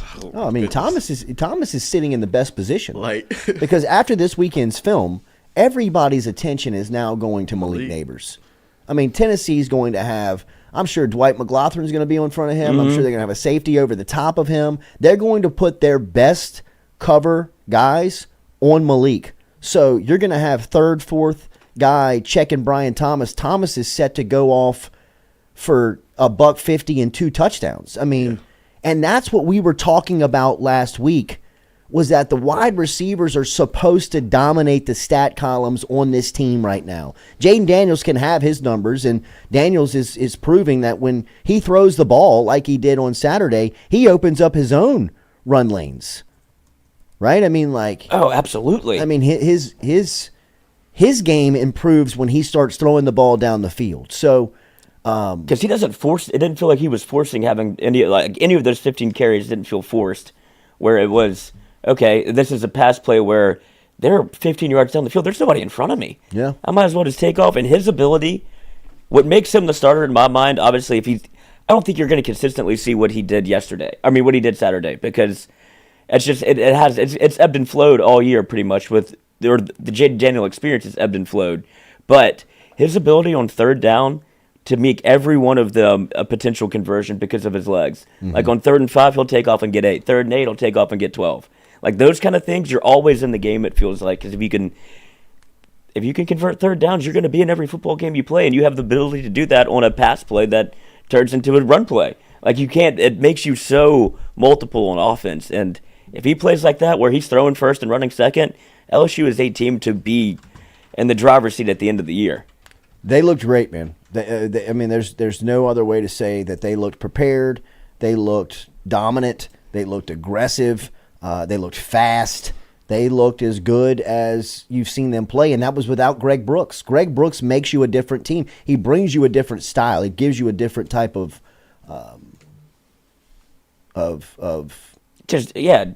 feeling. You know what I mean? Like he's different, and that is for LSU. I mean, that's a lot. I can't wait to watch Gold, man. I know I've said that a couple of times, but I can't wait to see what last week was like, because they pulled up into Starkville. They pulled up into Davis Wade ready to go. Ready to play. I mean, like, that thing was revved up.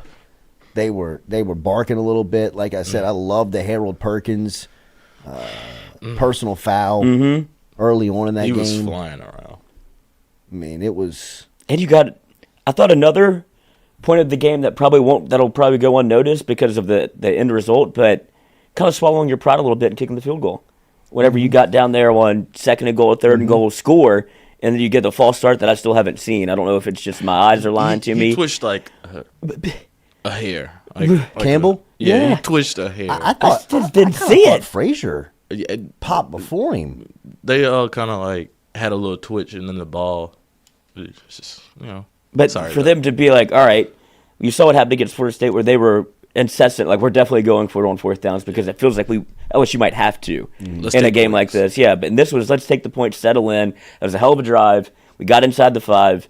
All right, we can't score if you're LSU. Let's just kick it and go play defense and see what that looks like instead of the other. It's like let's get your momentum back. You know what it felt like once that happened. It was off. You're off and running. And Ramos hit another one. He had a little deeper shot than we've seen him kick from before. So if you can get some consistency on the special teams and trust him. I think Ramos deserves a game ball. Absolutely. You know what I mean? Like, if you're handing him out, obviously, Neighbors, Daniels on offense. Yes. Whit Weeks on defense. Andre Sam. Harold Perkins. And Ramos. Yeah. Gotta give it to Ramos. He has been a bright spot for LSU. I got a little knock on the special teams, but Mississippi State does have one of the best returners in the country, so I can't really. Right. You know? And if you're looking through the box score, Carr and Lacey, no touches. You saw them kind of put the change of the guard with Chris Hilton got more looks. Yeah. Brian Thomas is obviously your 2 now. And so you have Malik Neighbors with 13 targets, Brian Thomas with 8, Logan Diggs with 3, Caleb Jackson with 2, Chris Hilton with 4. And so they spread it out a little bit. And Aaron Anderson with 1, and that's going to be the next one up. If you want this LSU offense to take one more step, if you have Malik Neighbors, Brian Thomas, and then Aaron Anderson gets going, that would be that's a scary sight. They have to get him going. Yeah, and you got the deep. Yeah, every and time. It doesn't feel like he's checked out or anything like that. You know, it just rev up the engine. There's only one football. Right. Like, I mean, there has to be a little bit of that stressing from a play calling standpoint. Is that you got to keep these guys involved. You got to get these guys going, and a lot of these guys work and get better by having the ball in their hand. Aaron Anderson would probably be the most notable of them.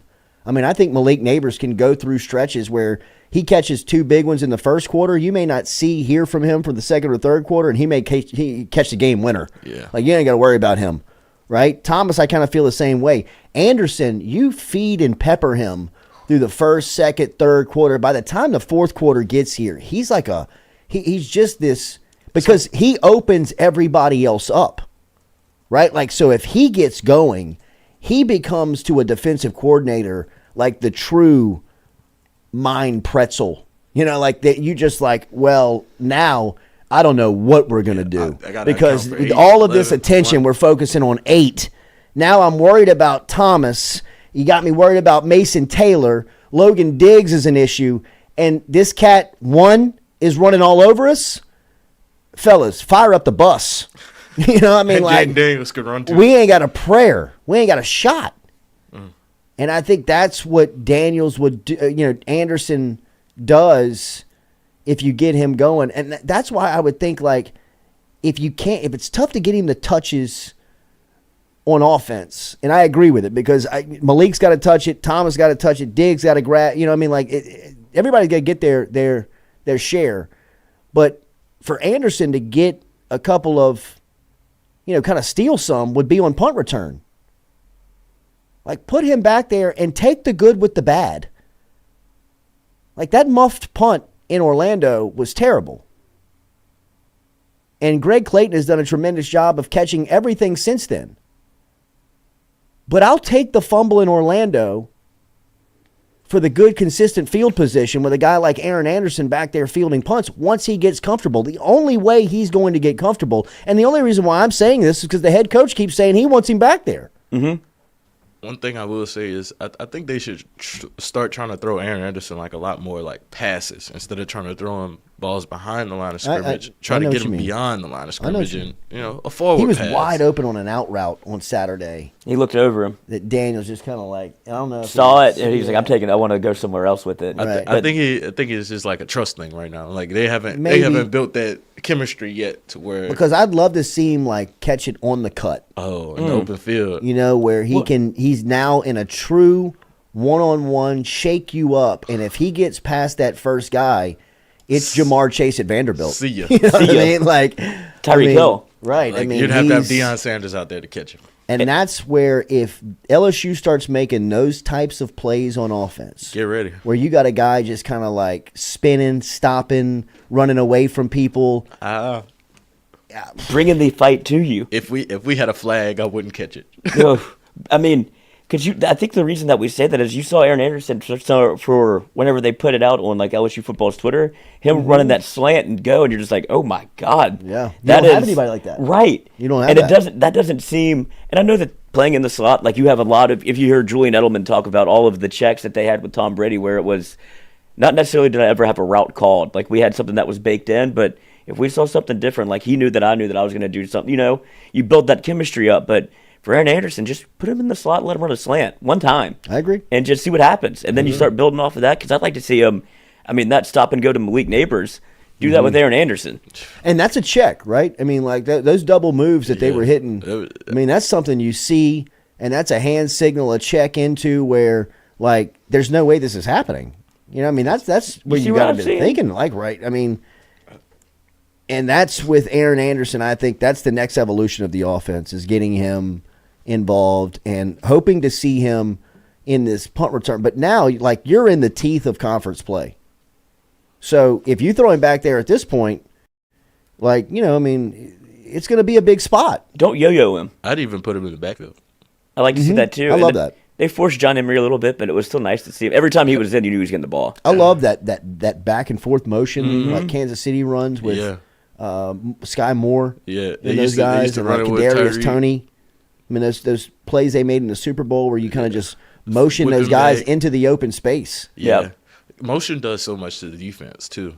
Like, especially like goal line, like red zone type stuff. Like, I'd love to see Aaron Anderson more like in the red zone, just like whip routes. If you remember, Jimbo used to call like that flat wide receiver screen on the goal line. Yeah, all the time. Yeah. All the time. And it was six. Like Dwayne Bowe and Craig Davis would just they would walk into the end zone sometimes. Michael Clayton. Terrace Marshall was leading the country in touchdowns because of that. Yeah. Like LSU 2019, they did it 10 times and they got it 10 times in the red zone. Right. And I would say, for my money, this was the best called game by Mike Denbrock. 100%. Like you're saying, like all of the things that.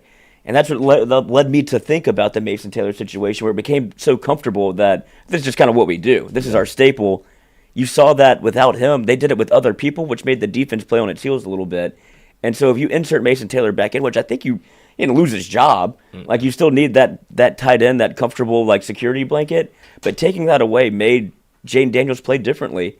And so I think that you see Mason Taylor inserted back into the game, but it'll probably look different. Like you'll see other people go in motion as well, because Mason Taylor can block for you too. Yeah. Matt Markway was out there. Yeah, Mac Markway was getting him some work. Mac Markway, hey, that freshman moment happened for Markway. Yeah. Cameras caught him with BK just in his ass. Coach, I'm sorry, Coach. It was after a timeout, huh? Yeah. They had to call a timeout for Markway. Yeah, it was a third down. Wait, and was he like trying to motion? They were out of time, and then they just had to burn a timeout. And Brian Kelly went full red face. And that, you know what? I will say this. I was glad to see Kelly, the way that he coached that game. Like, you could tell he was on edge Saturday. And for as much as people have lauded like this different approach of Kelly, and I think it probably serves him and his team very much better for that type of approach.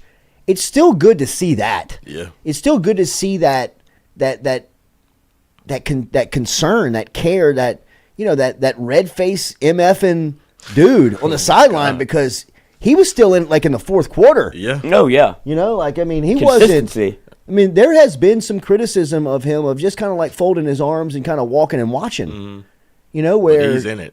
Saturday he was coaching locked and loaded. It felt like, I mean, I know he wasn't coaching for his job, but it felt like he thought he was coaching for his job. Like maybe just a little bit of respect back. Right. Like, you know? y'all forgot who I am. Like, we had a caller that said, "You've been coaching for 40 years. You think I forgot football?" Mm-hmm. It just showed like that was important for LSU, and they put an emphasis on that game. And from the head coach down, everybody was locked in. And like you said, you can't wait to see LSU go out. I think you're going to see that. And if this is the process, and this we have to start going live on Wednesday. We got to start going live on Wednesday. Wake up, because this was an absolute. We knew going into this game, going into Mississippi State, as bad as we might think they are, it was still a litmus test to see which way is your season going to go.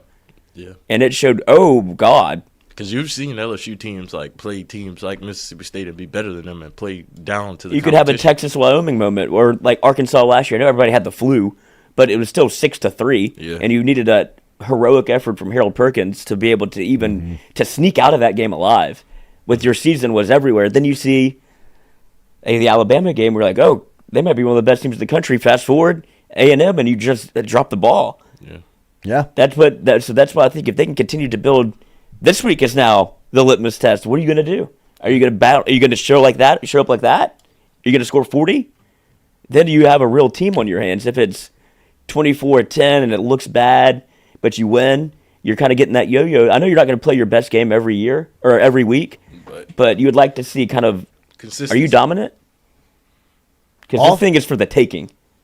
Offensively, I think they still have some things from an offensive line to really kind of secure. You know, I mean, I thought that they were trying to peel away Lance Hurd from the group this weekend and kind of make him a starter going forward. And obviously, he didn't grab it. He didn't step up and take it. So that one stunt was it was difficult. It was a little more on Emory, because Lance Hurd picks up his man. Oh, but he bodied him too. The nose, but then the end comes around to Emory. He blocked him into it. Yeah, Emory doesn't see it. Yeah, it was. But Lance Hurd knew what he knew. He saw it coming. Yeah, he saw it, and you could see him and he cracked him, and that was impressive to see. I think it was nice that Lance Hurd didn't make that big of a difference. You know, where it was still okay. You look good regardless if he's in or not, but the potential is through the roof for Lance Hurd. He looks like a left tackle. Oh my God, dude, he's enormous. Yeah. Physically, one of the you could see. You could tell when he's in the game without even seeing his number. Standing next to Emory Jones is the one. Yeah, I've seen him stand in the team room, standing next to Garrett Dellinger, and he's towering over Dellinger. And that's a 4-year starter. And I think that's what's gonna if they consistently want to run the football, you might start seeing Lance Hurd. Well, I don't think they'll be predictable, but that's. You don't have to think. Just go in there and block. Linemen love to run block. Yeah. Let me get my hands on you. Let's get nasty. And let's keep doing it. But they found the perfect mix on Saturday. All right, appreciate you being out there. Hit that like button, share button, comment button. We'll be back and close it out here on the Jordy Culotta Show. We usually do a segment on Monday morning called Shit Happens, compliments of our friend Barker Brothers Plumbing and Works. Not a lot. Pipes are clean this morning. Not for us, but for Alabama USF, the production team was an absolute hell. We will talk about that when we come back here on the Jordy Culotta Show, driven and powered and built every day by R&B Builders.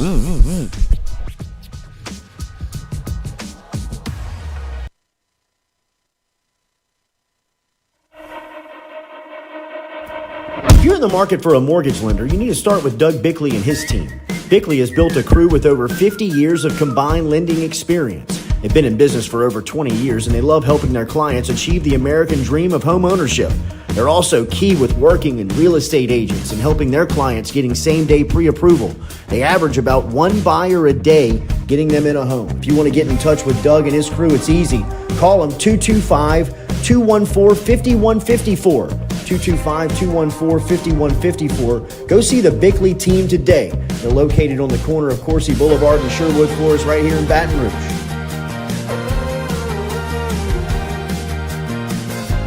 What's up? What's happening? Chilling with a couple of cool guys. You? Chilling and watching some tube. Hold on. Did you do it? Hold on. Did you do it? Roof's up. Hold on.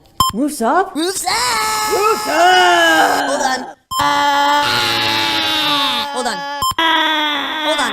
Beautiful roof every single time. True. At Auctioner, we know healing is a team sport. That's why we've partnered with world-renowned orthopedic surgeon Dr. James Andrews to create the Auctioner Andrews Orthopedics and Sports Medicine Institute. Whether you're a professional athlete or a weekend warrior, our team of specialists are dedicated to getting you back in the game. So whatever your reasons are for reaching your personal best, we've only got one. You. Auctioner Andrews Institute. Long live you.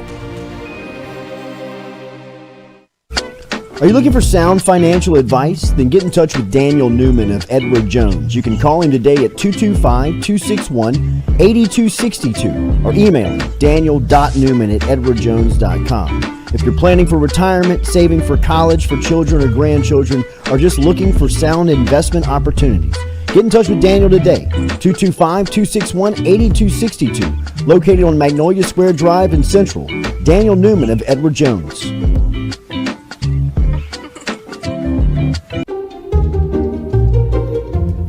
You can't put the cart before the horse. That'd be like, will you marry me? Do I know you? Never sign a contract with a roofer before he gets on your roof. Call Go Roof instead. We offer a free, no-obligation inspection. A beautiful roof every single time. Bobby, goes in the front.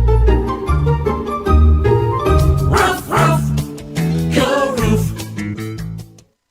Belmont Stakes Race Training.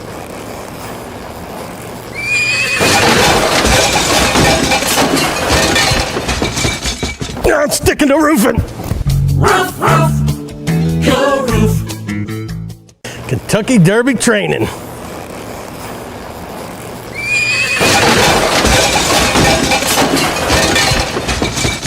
I'm sticking to roofing. Roof, roof, go roof. Offensive player of the game from LSU, Joe Burrow. Football is life. Football is Joe Burrow.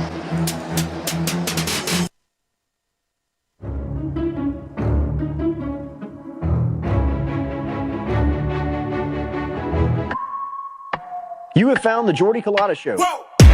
Who knew I would make it this far? They hated, they never believed me. Yeah, I would never drop the ball. I know I make it look easy.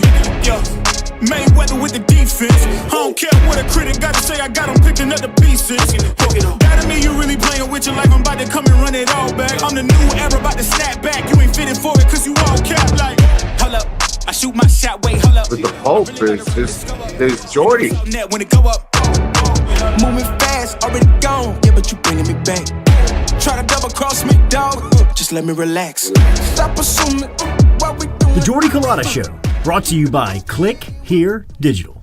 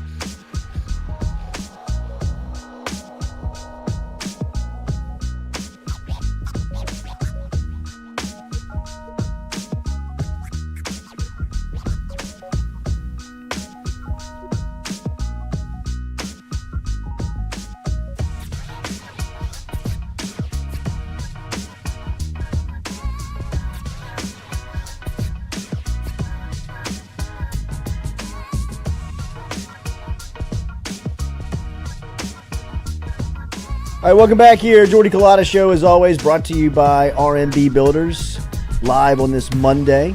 Click Here Digital on the campus. Hit that like button, share button, comment button. No more calls. Quit calling. Y'all are blowing me up already. Blowing me up.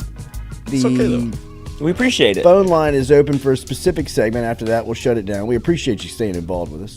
Put it in the YouTube comments. Don't forget, every chat. Tuesday morning, we talk to our friend Brooke Kirchhoffer from New Orleans Football. She'll be recapping tonight's Monday night game between the Saints and the Panthers. So a nice spot there. And it's a little two for you. 2 for 1 for you on ESPN and on ABC tonight for Monday Night Football. Saints going to get the early call at 6:15 kickoff in Carolina at Bank of America Stadium, and Browns and Steelers, barf, are going to get the 7:15 kickoff. Brownie's been playing ball, coach. From Pittsburgh. Lost to some elves. Saints favored tonight by 3. Pissed because I said there was some damn Yeah, lost to some damn elves. Mintz 39.5 got the under. Mintz on a roll. He was Coach, hot. 3-0. Took them all. Like I had to check his work, and I was like, Mitzi 3-0. is hot. I took them all. Wait, did he? Thank you. I sent him a congratulations text yesterday. And he What a said, way to return. He said, for what? And I was like, the 6-pack, bro, is sizzling. Was he It's 6-0? like ironic because I'm getting slammed right now. Yeah. Jeez. Was he 6-0? I don't know if he was 6-0. He's got the Saints Panthers under tonight. I do too. The college picks were 3-0 though. Yeah. And then he had the Rams plus the 8. I believe he had Jacksonville, which was a loser. Yeah. Oh, okay. So right now he's 5-1. But I mean, going into the 6th play, or he's 4-1. Like going to the 6th play. That math is just horrific. The fact that he knew about the Iowa State Ohio game, and Iowa State, that's a true gambler. Coach. Iowa State misses the field goal. They miss the field goal. The ball goes like right over the little flag on the goalpost, and they call it no good, and they didn't review it. Oh, that's right. Yeah, and that's how they lost 10-7. That was that was tough. That is a tough. You think way he to watched lose. that? I know he did. He was probably watching like about to Vomit. Yeah, like, right. About to put a bullet in himself. Yeah. I'm sorry I did this to me. We'll take why don't we parlay it? Why don't we go Saints money line, and then under? I'm moving the line just a touch to 42. I just don't know what the Panthers are gonna be able to do offensively. 39.5. Yeah, rookie quarterback. Yeah, he's so small. Is it in Carolina? Yeah, it's in Carolina. Yeah, he looks like he's in middle school. It's not great. Him standing next to offensive and defensive linemen is like a scary. kid. We'll see a lot of it tonight. It looks like a high schooler standing around a bunch of grown men, NFLers. But he's still good. He is good. He's But good. I mean, but he's still. just, like. Well, you saw what Tua had to do. He put on 20 pounds of muscle. I mean, Johnny Manziel was good for a minute. Yeah. Right. Like couple flashes. But the way that he played, I think people were complaining about his style of quarterback, where he improvises a lot, and he did that in college. That's what made him good. Yeah. Doesn't work. It's tough to do in the NFL, and everybody. Yeah, but it's not like he's fast. It wasn't Lamar. Room. Yeah. It's a lot of extending the play, where he's not looking to run. He's just looking to get somebody open. Yeah. And like you said, in the NFL, it's a dangerous game, especially that size. A lot of 4.4s running around here. Right, and they're all in the 240, and they're on D line. Yeah. I mean, it just doesn't look like it's supposed to work. Jesus. Who's their coach? Frank Reich. Frank Reich. Yeah. How does he keep getting jobs? I don't know. It's just the good old boys club, man. Yeah. I mean, for as much as I thought they got away from recycling coaches, The Third Reich. Frank They're Wilson. recycling I mean, coaches. Frank Reich is Doing it his way. somehow got the #1 pick in the draft. And, what well, he they did in- think he's like a quarterback guy. Wait, wasn't he in Indianapolis? Yes. They were. Carson Wentz is dead. Yeah, Jesus. That picture of him in the he Eagles did his best helmet. work with Luck. Yeah. No. Frank Reich had some success with someone Right. that got him a job. It might have been for Luck's fill-in. Was it? Oh, yeah, I think so. It was that year. Well, he was a fill-in. Yeah. Damn. Let's see, Frank Reich coaching career. But yeah, that makes me like the Saints even more, knowing that they kind of have if he feels like a fill-in coach. I know. Where I guess I get the hire if you have a #1 pick and he's a quarterback guru whisperer. It's you want to start it off with on the right foot, but it just does. It hasn't looked good for him in the last 5 years. I think they if I recall correct, they were all in on the Sean Payton sweepstakes. Well, too bad. And the Payton start to the Denver era cannot be going any worse for Payton. It gets a Hail Mary. He caught a Hail Mary, missed the 2-point conversion yesterday. I want to say they were up 21 at some point or up 17. Oh, it was the they were up 17 yesterday in the first half. Everything was going great. First 15 and here coach. comes the Commanders. Hashtag Manders, man. Brian Robinson Jr. had a huge day. Shout out to Eric Bieniemy for Washington, and Eric Bieniemy and his offense look fantastic right now. Sam Howell is leading that group. Scary Terry. Yeah, they were complaining about Eric Bieniemy when he came. He's like, he's coaching us kind of hard. Yeah, like what is this? We're used to Ron Rivera, who's just have a great day. You guys happy to be here? Yeah, football, right? Good job, guys. 500 head coach. Like it's unbelievable how he just is constantly 500. But for the Frank Reich hire, it was the Philadelphia Eagles with Nick Foles that won the Super Bowl. He was the offensive coordinator, and then his name became Scorching Hot. That's right. And it has been a slow trickle downhill since then. Frank Reich's claim to fame is he was the quarterback's coach when they had Peyton Manning. Yeah. That's why Indy is addicted to him.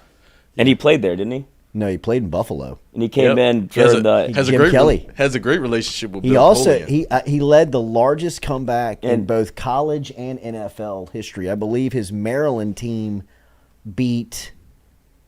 might have been Notre Dame, but it was a big name brand that they were down a ton. The Orange Bowl against Miami. Oh, Miami. That's right. They were down Miami, and they were down 31-0. And Frank Reich came back and won there. And then, of course, the Houston Oilers. Jim Kelly goes down. And Frank Reich was the quarterback that brought back the Bills to beat the Oilers in that Warren Moon. 92 playoff, 93 playoff. Yes. It was. Oh, yeah, I'm reading this Is it still the largest comeback? It has to be.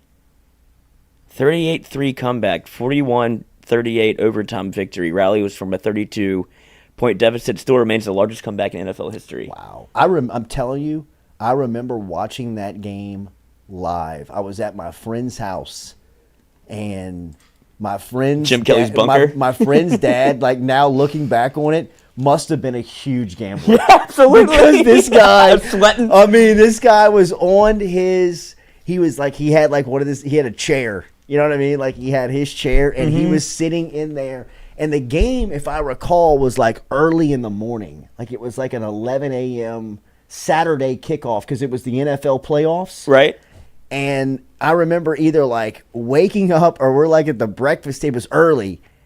And like he is going nuclear. Berserk. No, like to start, he Yeah. had the Oilers. Oh, God. So like, let's go. He is like, I mean, the place is just like, I mean, we're celebrating. Everybody's loving each other. He was a smoker. Yeah. Like he would smoke inside, bro. I mean, he was just Oh, a yeah, you place. think he's a place gambler? looked like Studio 54. Yeah. I mean, like liquor's flowing in the morning. I mean, like the dude's just blazing cigarettes. In my I chair. mean, like the chair. I mean, the wife is in a good mood because he's in a good mood. Throw me You know another what I mean? pop. Yeah. Absolutely. Absolutely. And then, like, if I remember, Houston scored on their, like, opening drive of the third quarter. Like I mean, it was, like, went bad to worse. And this for is the Bills. exactly what I mean, like, wanted. this, we're channel surfing. Yeah. You know what I mean? Oh, Like, God. We're going back and forth.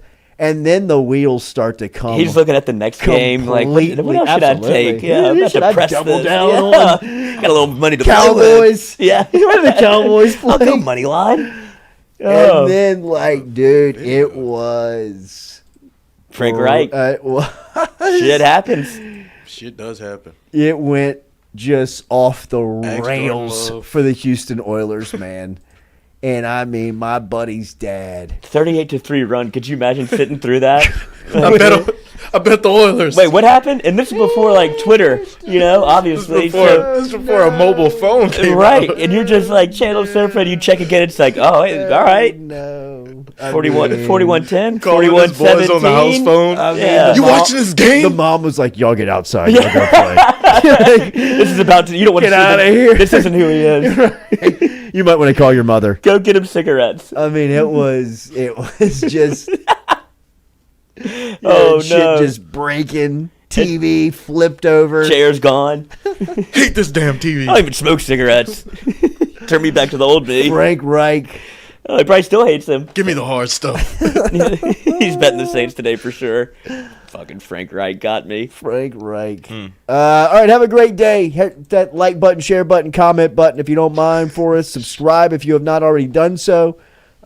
We will be back with you tomorrow morning, 7 a.m. Compliments of RMB Builders. Shout out to the USF student producer that had to go through hell with that game actually being good. It wouldn't have been a big deal if Alabama had run you out the gym, but it was like, hey, dude, a lot of people are watching this. Like, let's cut to the end zone view. I don't know what's going on. Put my hand in front of the camera. Like, oh God, that man woke up today going, I don't know if I'm going to get a raise or get fired. Tough spot. Held it together. Tough spot. You got to see football. That's right. Yeah. Have a good day. We'll be back with you tomorrow morning. CBS is absolutely flexing on the other end, like giving you run in. Hey, Chino.